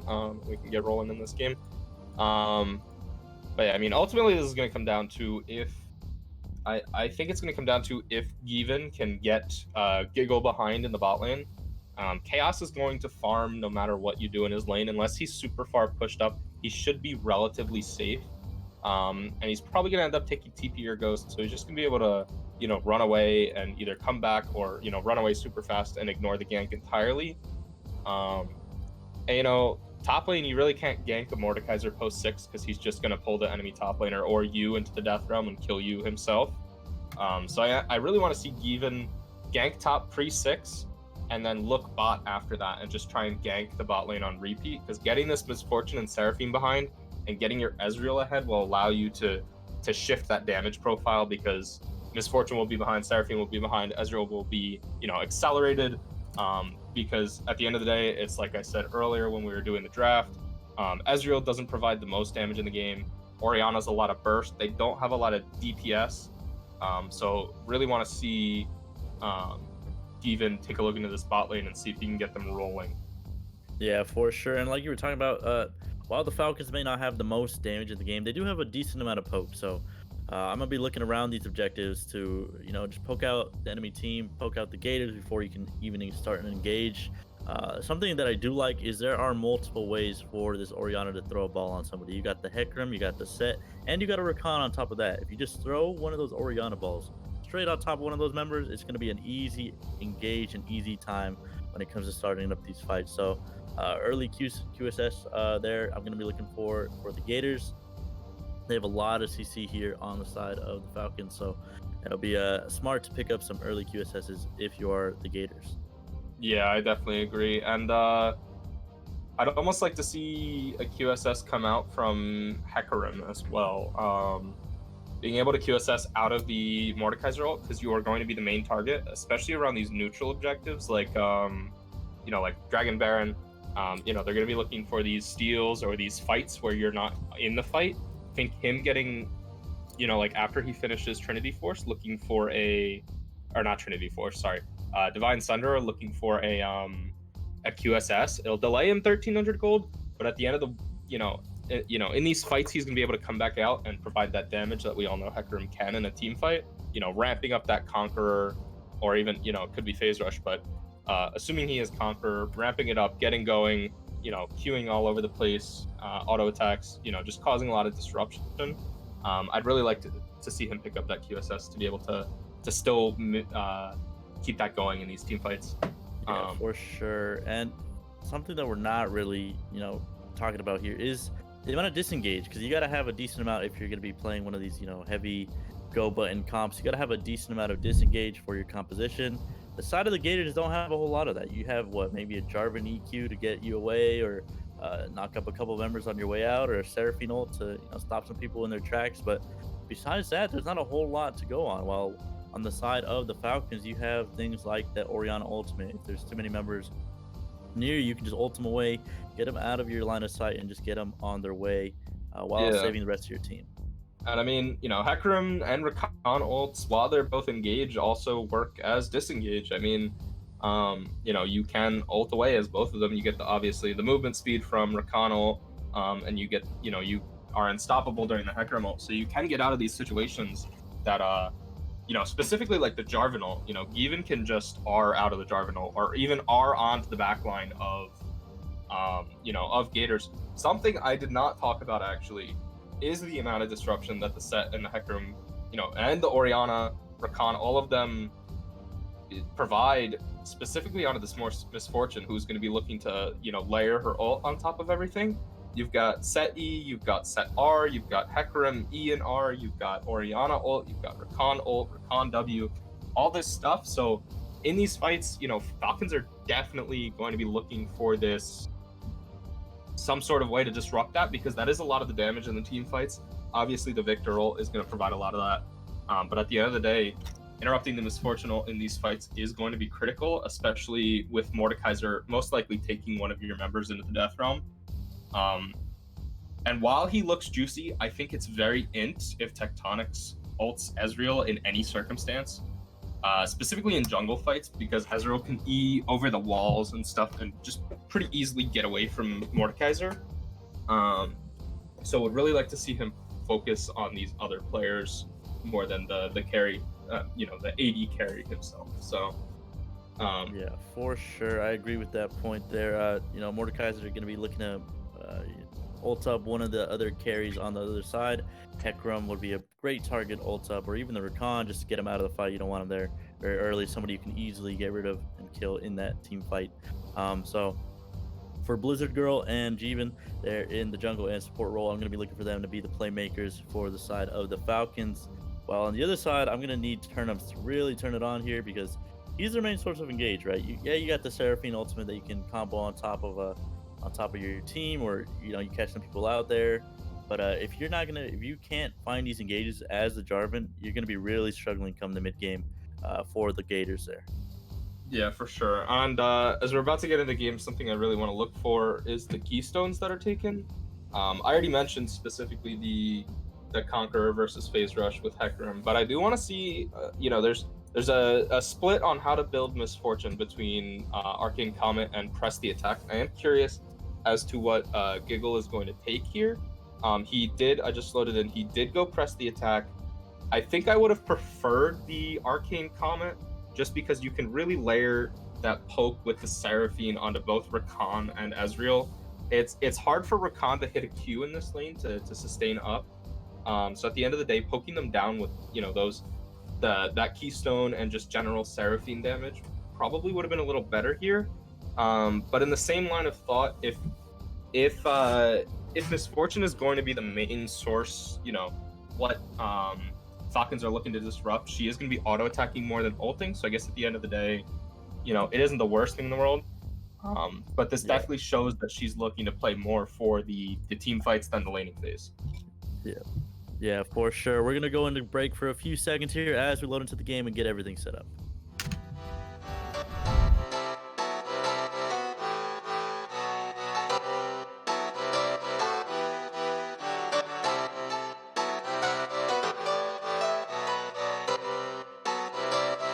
I saw you smile from across the bar. Yeah, she was pretty and so close but so far. She flipped her hair and I thought this can't be true. How does a man like me get someone like you? And then she looked at me and I was confused. Everyone here can't be the one that she'll choose. And I looked back and saw the spark in her eyes. This can't be real, my head's telling me lies. Just like that, you're coming closer to me. Come shake me, grab me, so I wake up from this dream. I can't breathe, come with me. I don't know if I can speak. Then she said, come with me and let's be free. All right. So we're here into the game. We got the Falcons versus the Gators on the blue side. We have the Falcons in the top lane, Archaic Pulsar on that set, Jeevan 32 in the jungle on that Hecarim, the Kumi in the mid lane on the Orianna, Alpha Seru and Blizzard Girl down in the bot lane, running that Ezreal plus Rakan combo. And for the other side, the red side there, we got Tectonics in the top lane, running that Mordekaiser, Turnips in the jungle, running Jarvan, Chaos in the mid lane, running that Victor there, and Giggle Queef and Banana Bread in the bot lane, running MF plus Seraphine down there in the bot lane. You almost caught yourself. I almost got I was already say right. Yeah. But yeah, like I was mentioning, before we went to that quick break there, we do see Given coming in with the phase rush. We also see Giggle coming in with the press the attack. Some other notable keystones, Guardian on both supports here. Again, I think Airy or Comet could have been better for Banana Bread, but Guardian is going to help, in these team fights and during these engages to help stay alive. And I did talk about the press the attack versus Comet. think both have their places here. I just think that Comet would have been better, but at the end of the day, it's not a big deal. Yeah, not too bad pickups there for the runes and masteries. You can see both sides starting down there on the bot side. Jeevan just starting up here on his red, while Turnips is already moving up here on his blue. Going for an early clear on the full blue side. It looks like he's just going to opt in for a full blue side clear. Yeah, and it looks like both junglers are actually going to full clear. We do see Hecarim going down to his Krugs, so he's going to be looking to get all his camps on the all his camps in general before this this inevitable fight over the top scuttle that's going to happen, because both these junglers, excel at level 2. Sorry, 3, my bad. But we are going to see Turnips actually skip Wolves and go straight to his red side. Yeah, wants to hit that quick level 3 with the Grom blue and red combo there. You can see some early trading down here on the bot side. Blizzard Girl taking the worst of that trade. But Alpha Seru and Blizzard Girl are going to be looking just fine down there in the bot lane. Yeah, and we might actually see a gank coming in mid here with Given. Yeah, Given hovering around that brush there. He's going in now, uses that devastating charge very early on. Chaos now locked up by that first charge of the devastating charge. Chaos using that W though back onto the Kumi there, but Jeevan is looking for more. He uses the ghost to try and catch up to Chaos. Chaos already has flown the flash. One more auto attack will do it. First blood for Jeevan down there in the top side. Turnip's trying to get away, uses that flag and drag combo to get away and under his tower. So first blood there for Jeevan in the jungle. Yeah, seriously, that was just that was a really good, really well timed gank by Given there. I mean, at the end of the day, Chaos just did not respect the level 3 Hecarim play. Yeah, for sure was a little bit too far up in that lane, even though Turnips was there to assist. Once you got that Hecarim running at you, it's kind of hard to even stay away. We saw him flash over the wall, try to stay alive, but that Hecarim just runs at you like an animal and does not stop until you're dead. Yeah, and that red buff definitely came in handy there. Along with, I knocked it a little bit because I did think Conqueror could have been better, but Phase Rush, helped him stick to Chaos there. We're gonna see a trade in the top lane though. Yeah, Tectonic's not looking to back away in this fight. He gets auto down to death. A little bit greedy. I would say actually very greedy there from Tectonics to just stand there and take the auto attacks from Set up there in the top lane. Yeah, seriously, just really not respecting the amount of damage that those set autos do. I don't know, just kind of odd that he kind of stood there and let it happen.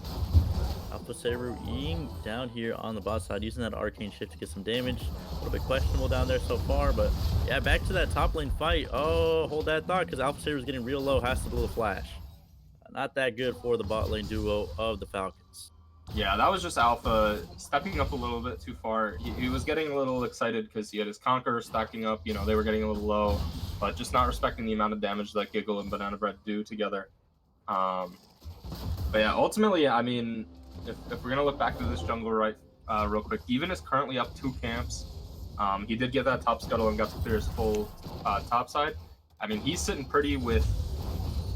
He's got Kindle Gem and Sheen finished already, so he is really big. I really want to see him look to impact a couple lanes with some ganks in between these camp timers. I think he should look mid after clearing his Krugs and his Wolves. But we'll have to wait and see if he does that. It looks like Kumi is trying to let Chaos push up, so that might be the plan. But for right now, Turnips is soloing the dragon right now. Yeah, starting it up already. They have that control ward, so no wards placed there for the side of the Falcons yet onto that Drake. They won't know they're doing it. But on the bot side here, meanwhile, Jeevan is possibly looking for a gank. Not a whole lot of vision down there so far for the blue side. The Falcons aren't going to be able to spot much of it out. Turnips here, very low. It's a little bit greedy, but he gets the smite in the end there. Turnip's going to be going down to Jeevan in the end here, so it doesn't really matter. But Tectonics now TP's in. He's doing a bunch of damage to Jeevan so far. Gets that passive for the Mordekaiser, but there are 4 members on the blue side here to defend their top laner. It's not going to mean too much. Jeevan finding a second kill. This man is 3-0-0. He's unstoppable so far. Banana Bread and Giggle are going in so far. Alpha Saber now trying to stay alive barely with a little bit of HP. That Q will do it. He goes down in the end, but now he's in between 4 members as well. Giggle's going to be going down as well. 5-1 in kills. The Falcons are on the board. They're popping off so far. And he's looking for more. Given, it was his birthday yesterday, and all I got to say is it's looking like a Given diff so far. Was the meme of the server a couple of seasons ago, so we'll have to see if he can turn that into reality. But he is currently tearing it up on this Hecarim right now. 3-0-1. You know, he's up 2 camps still on this Jarvan. You know, he did misplay that Jarvan fight. You know, the dragon posture that happened. I think he should have just killed Jarvan instead of eating onto the dragon. But at the end of the day, you know, he doesn't particularly care about one ocean dragon when, you know, he did get 2 kills and an assist in that fight. Yeah, for sure. The only positive side there for the Falcon was that Ocean Dragon and MF picking up a kill down there on the bot side. The Ocean Dragon is going to do a little bit of help out his laners here, but Tectonic's TPing in at still at level 4. He's going to be very behind now, down a whole level onto Palter there. Not going to be looking the best up there in that top lane. So I'm going to be interested to see how that the volatility of that top lane is going to continue. Yeah, and Palter can honestly just zone off Tectonics here from pretty much most of this wave as it slow pushes in. By the time this crashes, if he slow pushes correctly, it should go straight into the Rift Herald spawn, so they might want to look on that right at spawn, but Even's actually looking for Turnip's red buff as it spawns here, so we'll have to wait and see if this turns into anything. Yeah, using that Scryer's Bloom to shoot it back to his own side, a little bit interesting there, but not going to mean so much. Just a bunch of trading going on around the map. And Jeevan down here back to his bot side, going to be trying to clear out that red buff and his Krugs there. Yeah, and Palter's going to get this this wave shoved in. He almost should back here. He gets a free reset if he does, but he's going to be looking to maybe place some wards and just catch this next wave instead. But yeah, the lone bright spot, I guess there's 2 bright spots. Chaos is currently about 15 CS, 16 CS up on Kumi right now. And Giggle is up about 10 CS on Alpha on this Ezreal as well. So 2 bright spots as we see. Turnips potentially looking for a little bit too far up in the lane, gets ulted up, now using that ultimate from the Jarvan to try and lock him up, has to blow the flash. Kumi not respecting at all where the Jarvan might be. No wards there placed for the side of the Falcons towards that mid lane, so not the smartest there to be that pushed up knowing your jungler's on the other side of the map. Has to blow the flash, but he does have that TP, so it's not going to be too bad of a spot there in that mid lane. And I mean, that was a little greedy from Chaos. He wanted to hold his ult, didn't want to have to use it, thought he was dead. Oh, as we see. Meanwhile, though, top lane fight starting up over here. Even going in with that devastating charge, not going to mean too much. Now using the ultimate here, Shockwave comes down. Chaos getting real low, but it's not going to be enough to kill him. So solid out of the side of the Falcons to try and get some early trading here. While the Kumi may have taken a bad trade earlier, blowing his flash, he does shoot back, and he gets back almost a kill onto Chaos there. Yeah, really good ult to force Chaos out of lane here, which means that he gets time to place a ward and clear this next wave. Oh, Jeevan is down on this bot side still, just looking for some more potential onto this bot lane. They are still quite squishy there, so he's gonna be able to find a decent amount of damage if he does go in. Not going to do it in the end there, so you can see the components already for the Divine Thunderer. A little bit more gold will do it, and he'll be able to get his item there. Even with a solid start to the first 10 minutes of this game. So great out of the Falcons jungler to get his not only himself ahead, but the rest of his lane as well. Yeah, the only thing I really want to... Oh, okay, yeah. This isn't going to turn into anything, I don't think. Unless they go really hard. Alpha Saber stepping back into that Seraphine ultimate. They use that Encore, that smash down, that I forgot the name of the ability, but they use that to get the full reach of it, and Alpha Saber stepping a little bit too far into it and gets caught by it. So yeah, they have to blow the flash and heal for that Ezreal to just stay alive, and now they're going to be able to get some plates down here on this bot side. Yeah, Given is returning that with the Rift Herald take up top. The main complaint I have for Given right now is you know, the only way Jarvan gets back in this game, you know, it's Hecarim versus Jarvan type of thing, is by perma-ganking these lanes. If I was him, the only thing I would say to do is to just hard farm, like just get super far ahead. He has had all of these camps up for about not 10 minutes, for about, you know, 2 minutes now, waiting, you know, just looking to make plays around the map instead of, you know, farming. And he is only 1 camp up at the moment. He should be trying to accelerate this lead that he has already. He doesn't really need to be perma-ganking anymore, as he's done what he needs to do. He has 5 of his 6 camps up right now, and he's kind of just sitting mid. Yeah, a little bit of an interesting choice there as well, not to place the Rift Herald there on either one of the lanes. You usually use that Rift Herald to pressure up. Now he's diving under the tower. Jeevan not the smartest play so far out of the Falcons jungler. But as I was saying, you could have used that Rift Herald mid or top and got some pressure there to try and counter back on that Drake. Because now uh, the Gators are sitting pretty at 2 dragons to 0 for the side of the Falcons. Yeah, and I mean, it's not the end of the world. It was a pretty big conflict of strategy that was going around last season. A lot of discussion about what was better between the early Rift Herald versus. Oh, hang on, we're gonna see something in the bot lane. Versus the 2 dragons. The Turnips is here, gonna use that flag and drag, just forces the enemy bot lane away. Falcons just gonna be able to get away from that gank. Not gonna mean too much for them so far. Yeah. But I mean, at the end of the day, some of the best teams in the world did not really value the early 2 dragons, but we do see Palter looking for tectonics here. This is a short trade we're gonna see. But yeah, like I was saying, a lot of the best teams in the world really didn't care much for the first 2 dragons and really wanted to accelerate their lanes and their jungler first. And Blizzard Girl just getting absolutely destroyed down there on the bot lane. Solid out of the side of the Gators to pick up that kill down there in the bot lane. Yeah, and that's that combo we were talking about in draft. The what's Seraphine's ult called? Encore. Encore, yeah. So the bullet time and the Encore combination is kind of insane. We are going to see Given come in. Given does go in. Now he's going in onto the bot lane of the Gators. Not going to be so much. Alpha Saber is real low here, so he can't really assist the jungler. This is going to be a 5-man play onto Given by himself. Not going to be the best out of him, but Given now gets shut down straight into the waiting arms of the mid laner from the side of the Gators. It's going to mean a lot for him. That's going to be a nice shutdown. So will look like great early game plays from the side of the Gators, or from the side of the Falcons, excuse me, is now turning into a Gators, they're coming back into this game pretty solid. Yeah, and I mean, it's like I was saying, the whole 2 dragons versus 1 Rift Herald ideology hinges around getting your laners fed and getting, rolling early, as we are going to see a trade of flashes from Mordekaiser and Orianna. Blizzard Girl now going in by themselves in that bot lane. Now gonna have to blow the flash. Does get that kill onto Turnip, so not that bad of a trade. Uses the ultimate plus flash to get that kill. And finally, we see here Given using that Rift Herald there in the mid lane. Would have liked to see him use it a lot earlier. Yeah, I don't think it's not gonna crash in time to actually get this plate damage. So it's just gonna be tower damage at the end of the day.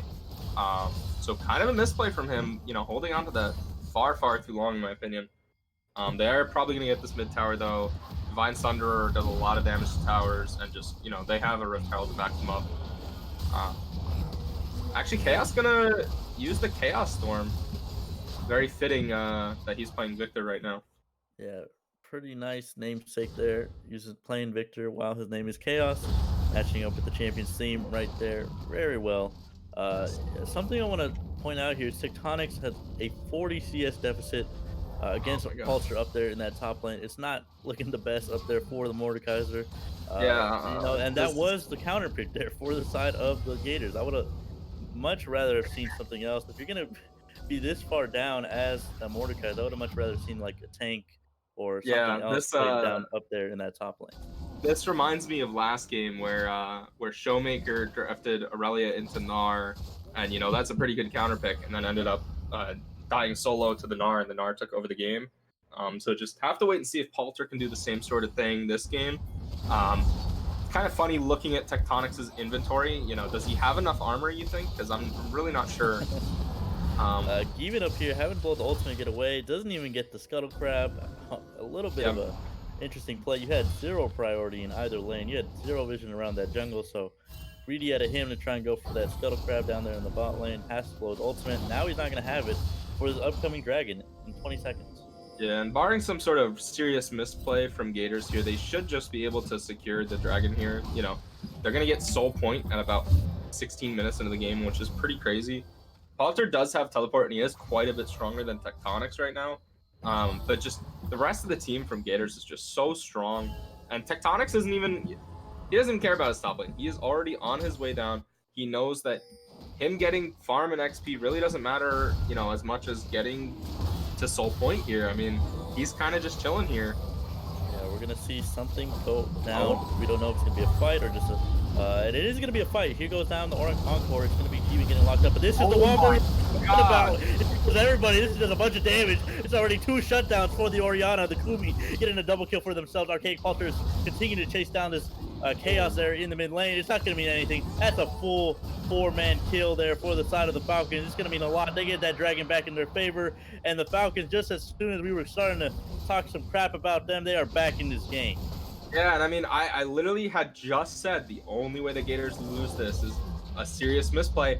And it happened. Tectonics, I was praising him. He was ignoring top lane and then just turned around and walked away, even though Palter had teleport. It's just a really weird decision by him. Made it into a 4v5 for no reason. I mean, he's going to get nothing and probably is even going to die here while he, he's kind of inting for this tower. This is a little bit interesting here from the top laner of the Gators. He is just not aware of what his team has been doing for the past couple of minutes. Tectonics a little bit way too far up in that lane. Now he's just gonna run down, having to use ultimate and try and get away, but he just locked himself in there. He uses the shield to try and stay alive. A little bit more damage will do it. Palter picks up that kill onto Tectonics. It was just, oh man, just a series of bad plays from that top laner for the Gators. And Queef, Giggle, my bad, are looking for him. I think they are gonna actually get him though. Yeah, they do. Yeah, they find the kill here. It's gonna be a shutdown there for Giggle up there in the top lane. Now dealing a bunch of damage down back onto Jeevan. So solid out of the bot lane from the Gators to get themselves back a little bit of gold, because after that bot lane fight for that dragon, it wasn't looking good. But 2K gold only for the side of the Falcons. So it's not going to mean the biggest differences about some couple of item components. Blizzard Girl having to use that W to get away, and it's just going to be back at the state we were earlier, where these teams are both just going to be waiting for these objectives to spawn. Yeah. Something I want to point out briefly, because we haven't really talked about the mid lane at all, but Kumi has quietly amassed a 3-0-4 scoreline, and I mean, he's pretty much even with Chaos at this point on farm. He's quietly having just a pretty stellar game. I mean, his only real blemish was the not respecting Jarvan at around level 5, or it was 6, my bad. But other than that, Kumi's having a pretty quiet but good game so far. Really good fight in the last fight. He actually did miss his ult in the last fight, so now you have to imagine how well that team fight goes when you actually hit the Orianna ult on top of it. They'll actually just one-shot everyone in the team fight, so definitely excited to see them grouping, specifically for this Herald that Turnips just started up. They can collapse on him. They don't seem to know that he's there, though. Yeah, a little bit of an interesting Herald play, but they are going to be able to sneak it away so far. They only have about a minute left until that thing despawns. Not going to mean the most here because the plates are up, but if you do win a team fight, you can use that to push into an inhibitor or more. So Turnip's going to be able to quietly do that right now, while Palter is continuing to push up onto Tectonics in this top lane.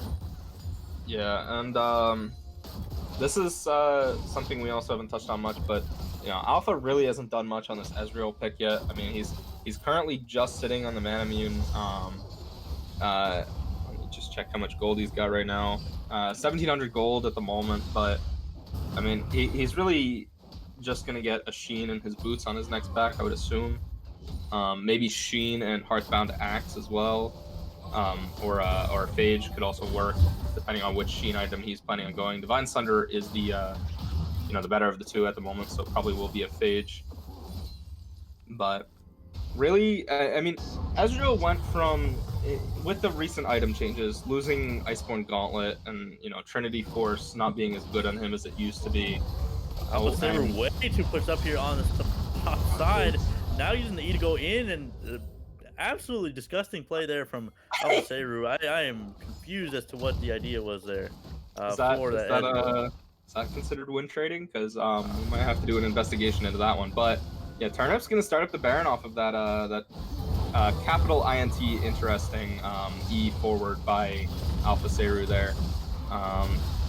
There are some pings coming down from the side of the Falcons, so they do have a slight hunch that this is happening, but nobody's moving over there. Blizzard Girl's looking like just gonna get vision down. This is an interesting play out of the Falcons. Nobody's even going to check, and now barely the Rakan getting some vision on it. We see some TVs now coming.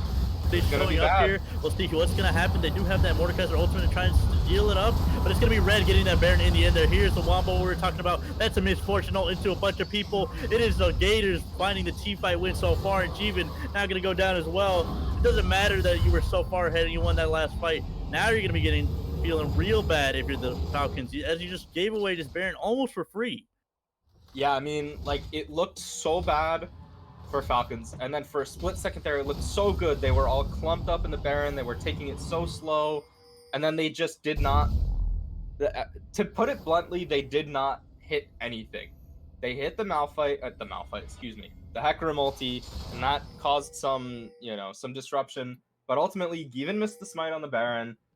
Kumi missed their ult in the middle of the Baron. I mean, Blizzard Girl did not have much of an impact. Palter couldn't really do much either. I mean, it looked so good, and then they couldn't do it. And we are going to see them start up the Dragon here. I honestly, if I'm Falcons, just give it. You can't contest this in time. There's almost no way. Unless apparently Alpha Saru finding that steal onto it. Solid out of Alpha Saru to make a little bit of a comeback play there after his questionable int up there in the top side. It's not going to mean the most right now, as they're still going to be able to use this Herald plus Baron to push into the enemy team here. Falcons are going to be a little bit scared to even walk up against this Baron up Gator squad. There's two different types of inting Ezreal E's from Alpha. There's the one where he just ints by Eing in the middle of 3 members, and then there's the one where he E's in the middle of 5 members, but then steals the Dragon. So I guess we'll take that one. The only circumstance where Eing in the middle of 5 members is the good option. Yeah, especially if you're going to be able to stop them from getting that soul point, right? That was going to be the 3rd Dragon. Now it's going to be pretty even on the Dragon board, 2-2, 2 Infernos for the Falcons, while the Gators have just that Ocean plus Cloud. Not going to mean the most up there. But, Falcons not looking, they're not looking amazing, but they're not looking bad here at the 23-minute mark for this game. After, a pretty intelligent play there from the Gators to, just ping onto that Baron. Hey, let's do this real quick. Let's try to get it. Ezreal is dead. They can't team fight just yet. They do end up getting that Baron. And we'll see what they're going to be able to do. They just do get that first mid-tier 1. Not going to mean the most so far for them. And I'm interested to see what they're going to do with the rest of it, because it's about to go down here in a few seconds. All right, so I was so excited for Tectonics to finally complete an item. He's been sitting on 3 components for the entire game. And then he just buys 2 more components for his mythic item. He was sitting on, he had steel caps, he had Seeker's Arm Guard, and what is that item called? Bramble Vest. And then I was like, oh my god, he's finally gonna finish, I mean, I don't even know what he was gonna go for next. Maybe his Anya's first item, but then he buys the Leeching Leer and the Blasting Wand. Just like, make up your mind at this point. Like, I know you need Grievous Wounds, but it just, oh. Yeah, at this point, it's 24 right, there we minutes go. of the game. There's the Riftmaker. Yeah. It's the first item. Mordekaiser's on the board. Pretty decent item for Mordekaiser there. Yeah, still not going to be doing much to that set up there in that side lane. Halter just way too far ahead for that Mordekaiser to ever do any damage to him.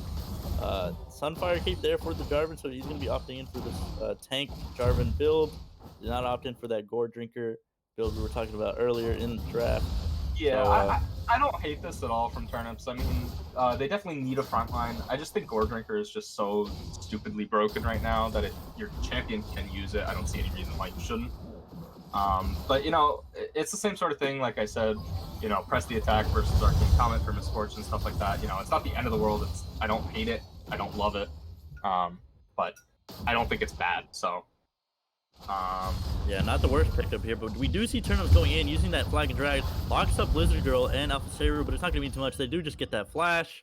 Not that bad for the side of the Falcons. They only have to use a couple of summoners to get away. But that Baron is spawning up in about a minute's time, but they are going to catch up Arcade Culture up here on the top side. Turnips now trying to look for some more. Jeevan into the back line he goes. Uses that Onslaught of Shadows, pulls back to Misfortune, leaves him up, but it's not going to mean so much. That ultimate, that Encore from the Seraphine, not going to mean much at all as well. Just a bunch of whipped ultimates left and right there at that fight. Once again, like, Kumi is just not in a position to be hitting these ultimates. Like, even had a really good ult onto the Misfortune, even eating her forward, and there was just no follow-up. They just were not in position. And I'm really just waiting for, another team fight like we saw earlier around the Dragon Pit where they layered everything pretty much perfectly, only missing the Orianna ult.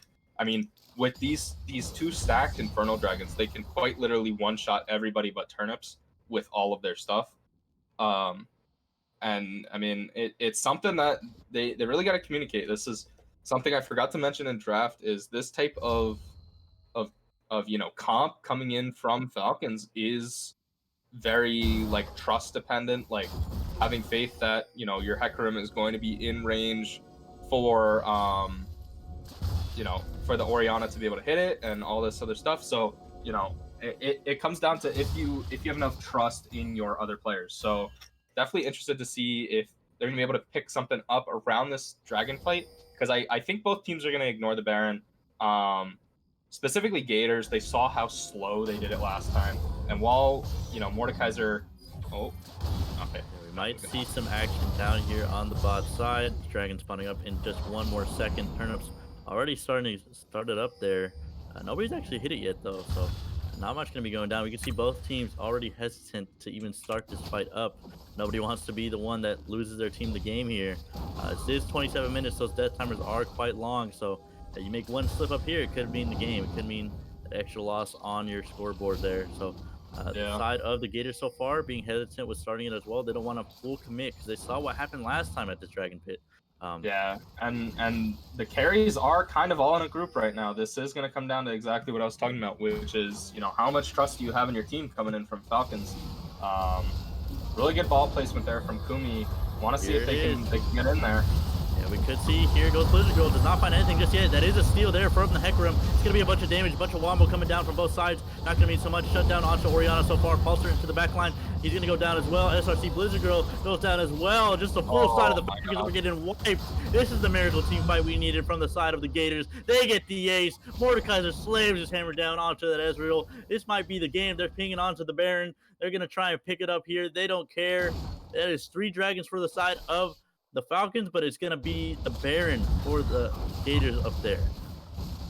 It was such a good steal from Given, and then they all just went in one at a time. It was so strange. I mean, like Halter was in the middle of the team fight, and then he ulted Chaos backward, or sorry, Turnip back into the team, and then Blizzard Girl went in with her ult and W onto the back line.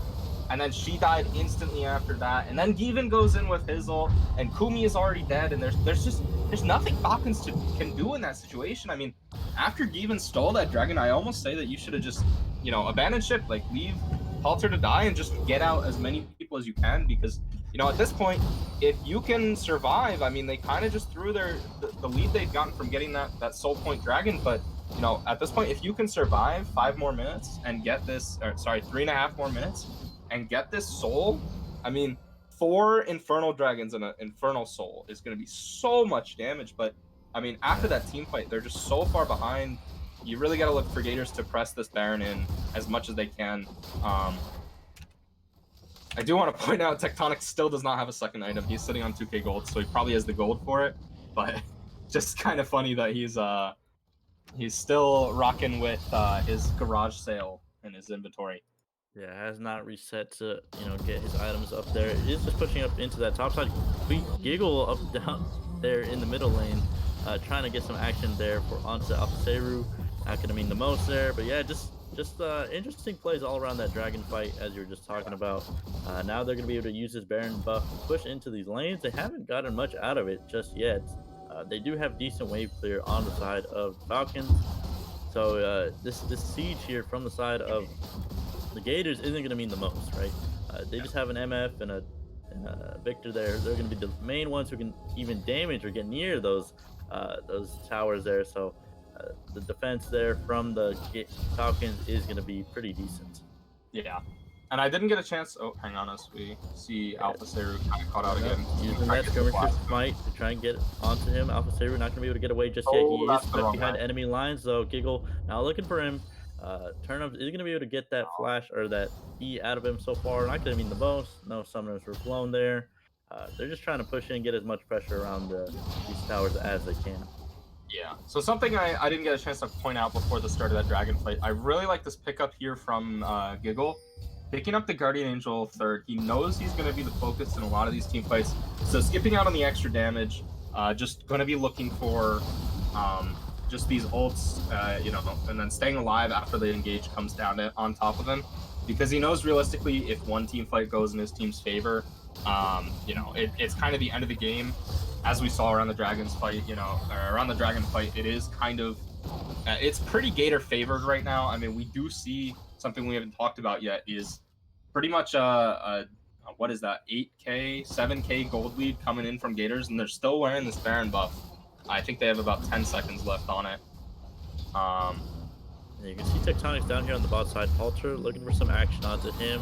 Has to use the E just to pull him back, but the rest of the team from the Gators is here to try and support their top laner. Yeah, we do should see be able to get some damage here onto this turret, but here comes Steven. He's going into the backline by himself. Devastating charge. He's going to be able to go down as well. They get locked up. That's 3 members in that Jarvan ultimate. Chaos gets the kill onto him. That's going to be another one charmed up. Double kill now for Chaos. He's going in for some more. They're going to be looking for some more damage. Another double kill there for Misfortune, for Giggle. And now this might be the game. That's 5 to 1 member. It's not going to mean so much. That's going to be a lot of damage onto these objectives. And this is going to be the game there for the Gators. And what looked like a decent early game and a pretty good mid game there from the Falcons has turned into disaster. That's going to be the game. The Gators have found the win. They snuck it away. They found the fights they wanted, and they got this game. Yeah, I mean, Given, he had that birthday luck at the start of the game, and then he remembered that yesterday was his birthday, and it was not, in fact, today. So, just kind of unlucky. Didn't press his lead as much as I would have liked. I was pointing out he had a lot of camps up at certain times, and he was kind of looking for ganks instead. But ultimately, I think Gators just played a couple fights a little better. I mean, at the end of the day, it was just these tiny swings that happened. I mean, it looked like Gators was doing really well, and then they gave up that Baron and missed a lot of their ults in the Baron pit. And then it looked like they were slowly crawling back. They stole that 3rd dragon, and then that fight, pardon my language, but that fight went to shit. They missed everything, and just kind of went in one by one and died. And just like after that, I mean, you had to wait out the Baron buff. They did, and then they all went in one at a time and died again, and that was just the end of the game. So ultimately, it was kind of like I was talking about, having that trust, being able to go in one at a time, or being able to go in as one. But yeah, at the end of the day, just kind of sucked. So, but yeah, I definitely think that that Giggle did a pretty good job. Banana Bread and Giggle did a very, very solid job in that bot lane. I was pointing at Given to try to make something happen down there. They stayed pretty safe. Really liked Giggle's item choices, specifically speccing into the Executioners and the Guardian Angel after finishing his core 2. And Chaos having a really good game. Kumi started off a little better, but Chaos was really consistent on this Victor, and Kumi just couldn't find the opportunities to hit these ults in the middle of the fight. So, kind of just tragic at the end of the day.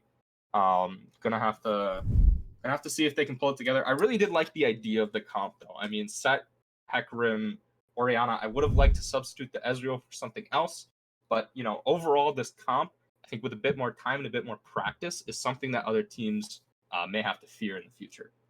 Yeah, for sure. And just to go back to that mid lane matchup, Chaos almost doubling doubling and a little bit of more than did a little bit more damage than the Kumi there in the mid lane. Just 20k to his 7k, absolutely destroying on that Victor. It was pretty insane there for the side of the Gators. Their mid laner definitely turned it on at the later stages when he was just absolutely blowing up the carries. And yeah, that's gonna be the game here. The second game, Gators sneak away with that win. They definitely did their best at all stages of the game. They gave away some early kills, but it wasn't enough to completely take them out of the game. So solid there from the Gators to pick up that win. They're gonna move up in the standings. Well, the Falcons aren't gonna be looking the best. Still only at that one win themselves. So gonna be trying to find another win next week or come back in the following weeks. Yeah, for sure. Like you said, they definitely didn't play this game bad by any means. I thought it was a pretty good play. Just a couple things didn't go their way. And I think if they do a review of this game, it's definitely going to show a lot of things that they could have done better. But yeah, ultimately, not a bad game from either side. Straight up, they both did pretty well. But yeah. Let's see. Did Tectonics ever finish his second item? Ah, he did. He finished a Thornmail. Okay, I was worried about that, but Yeah, he good may on have him. been getting a little bit clapperinoed in the early stages of the game, but he did his job right at the Yeah, end. he did his job. He was He a ulted. frontliner. He was a frontliner. You know, wasn't anything flashy, but you know, he realized he wasn't the carry and let his team bring him to victory. So can't fault him for that. You know, sometimes in solo queue, you know, you're 0-5 and you realize your jungler's 10-0 and you're just like, all right, you can have all my farm. I'll just exist.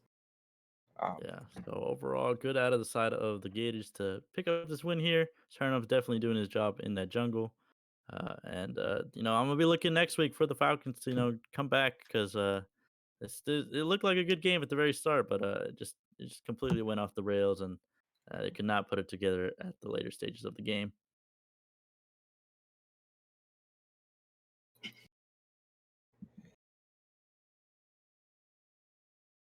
All right, so don't forget to vote for your MVP for this game, and we'll catch you in a few. We're gonna go on to break.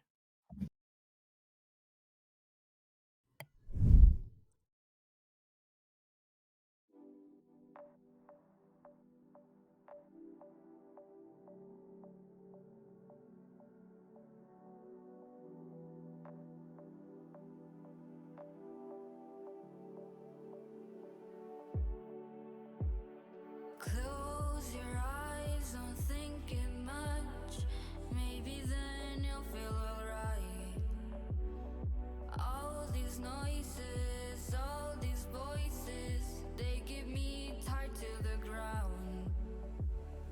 Breaking free, leave it all behind. It's all so harmful to me. Poison.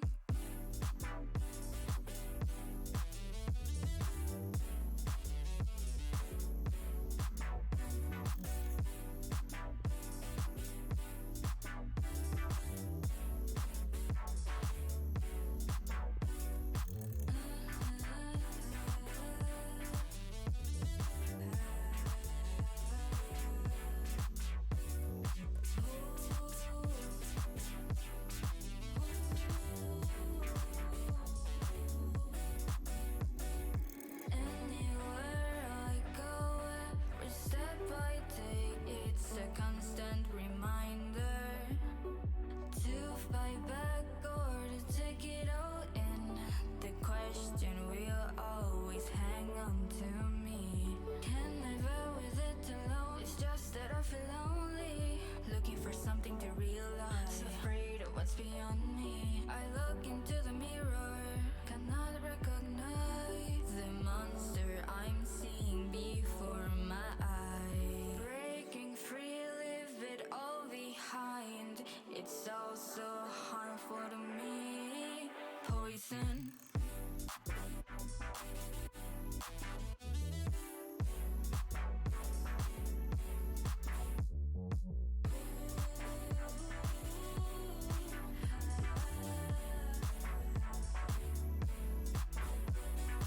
It's in my veins, in my head, taking over and over again. It's in my veins, in my head, taking over and over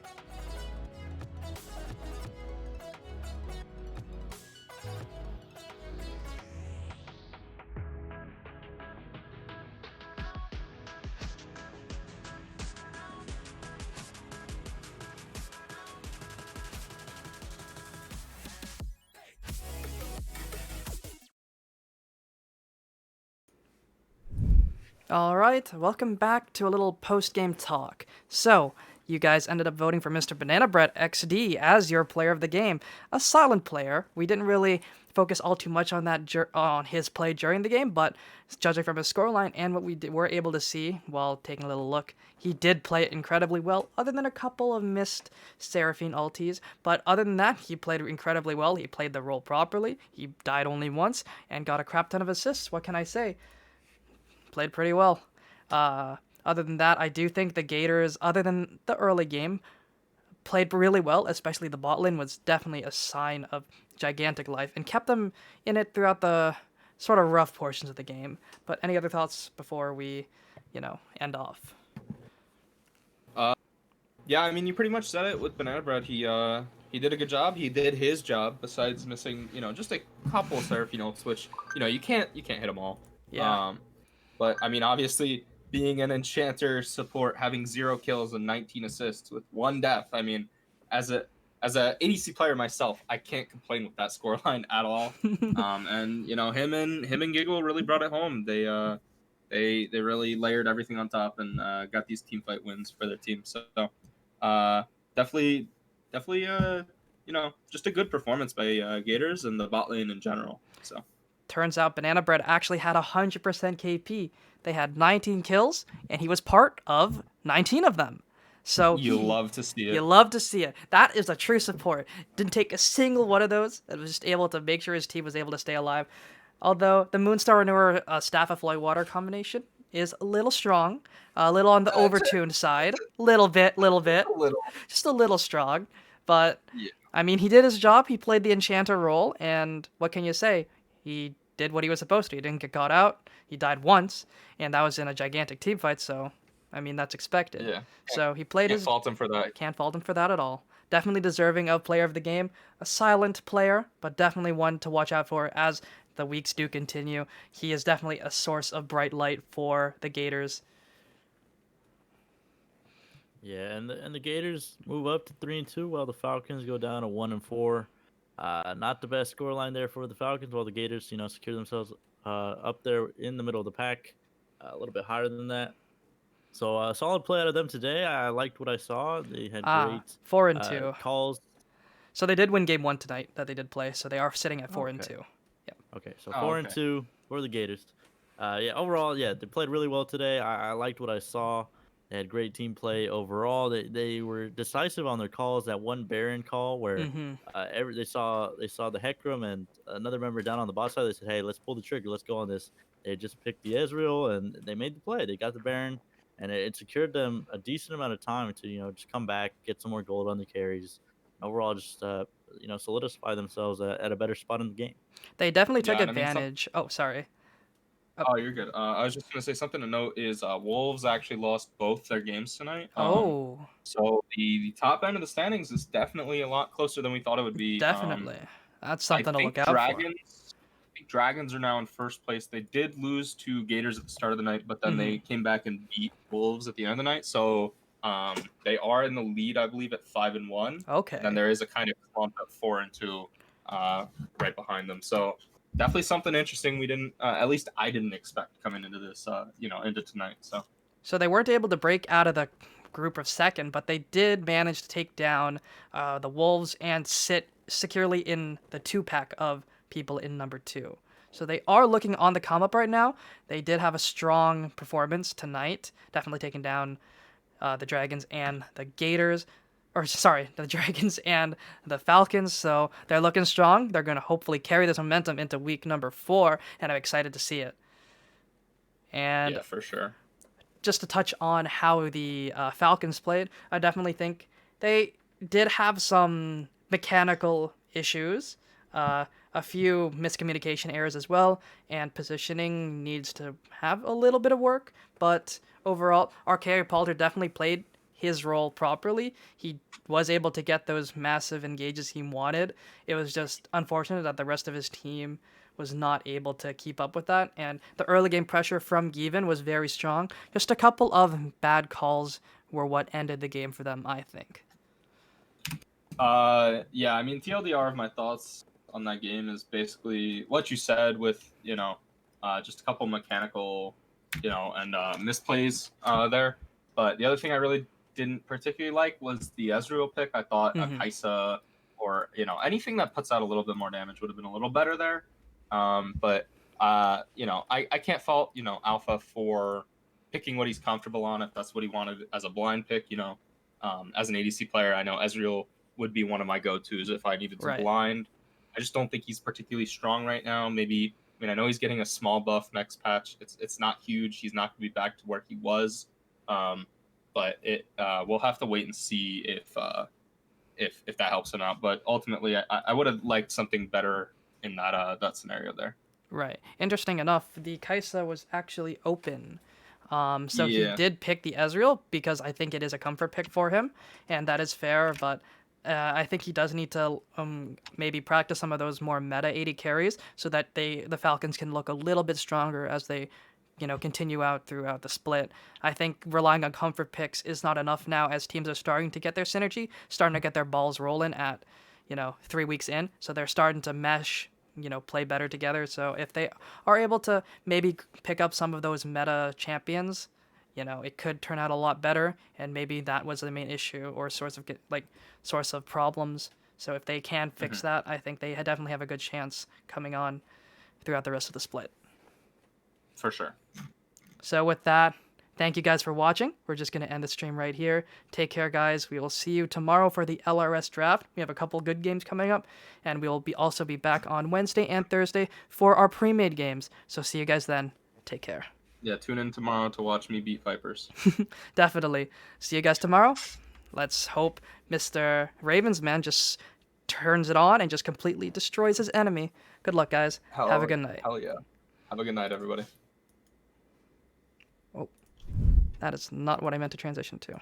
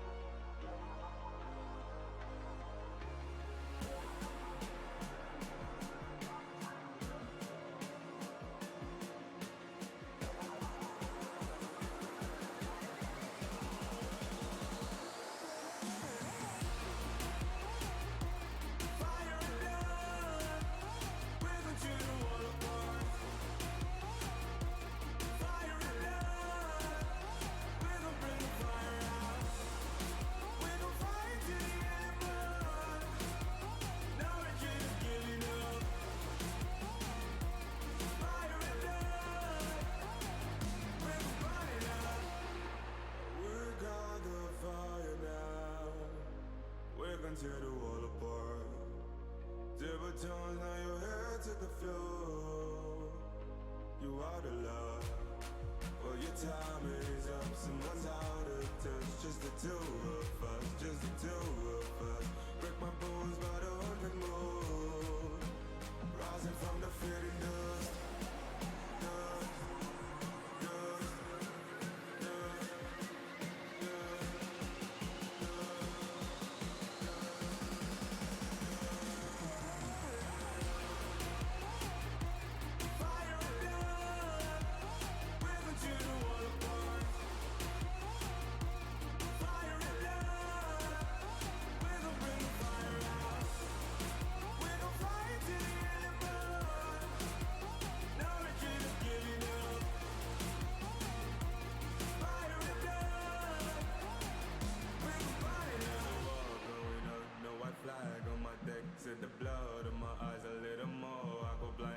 Sword from behind it pierces straight through my spine.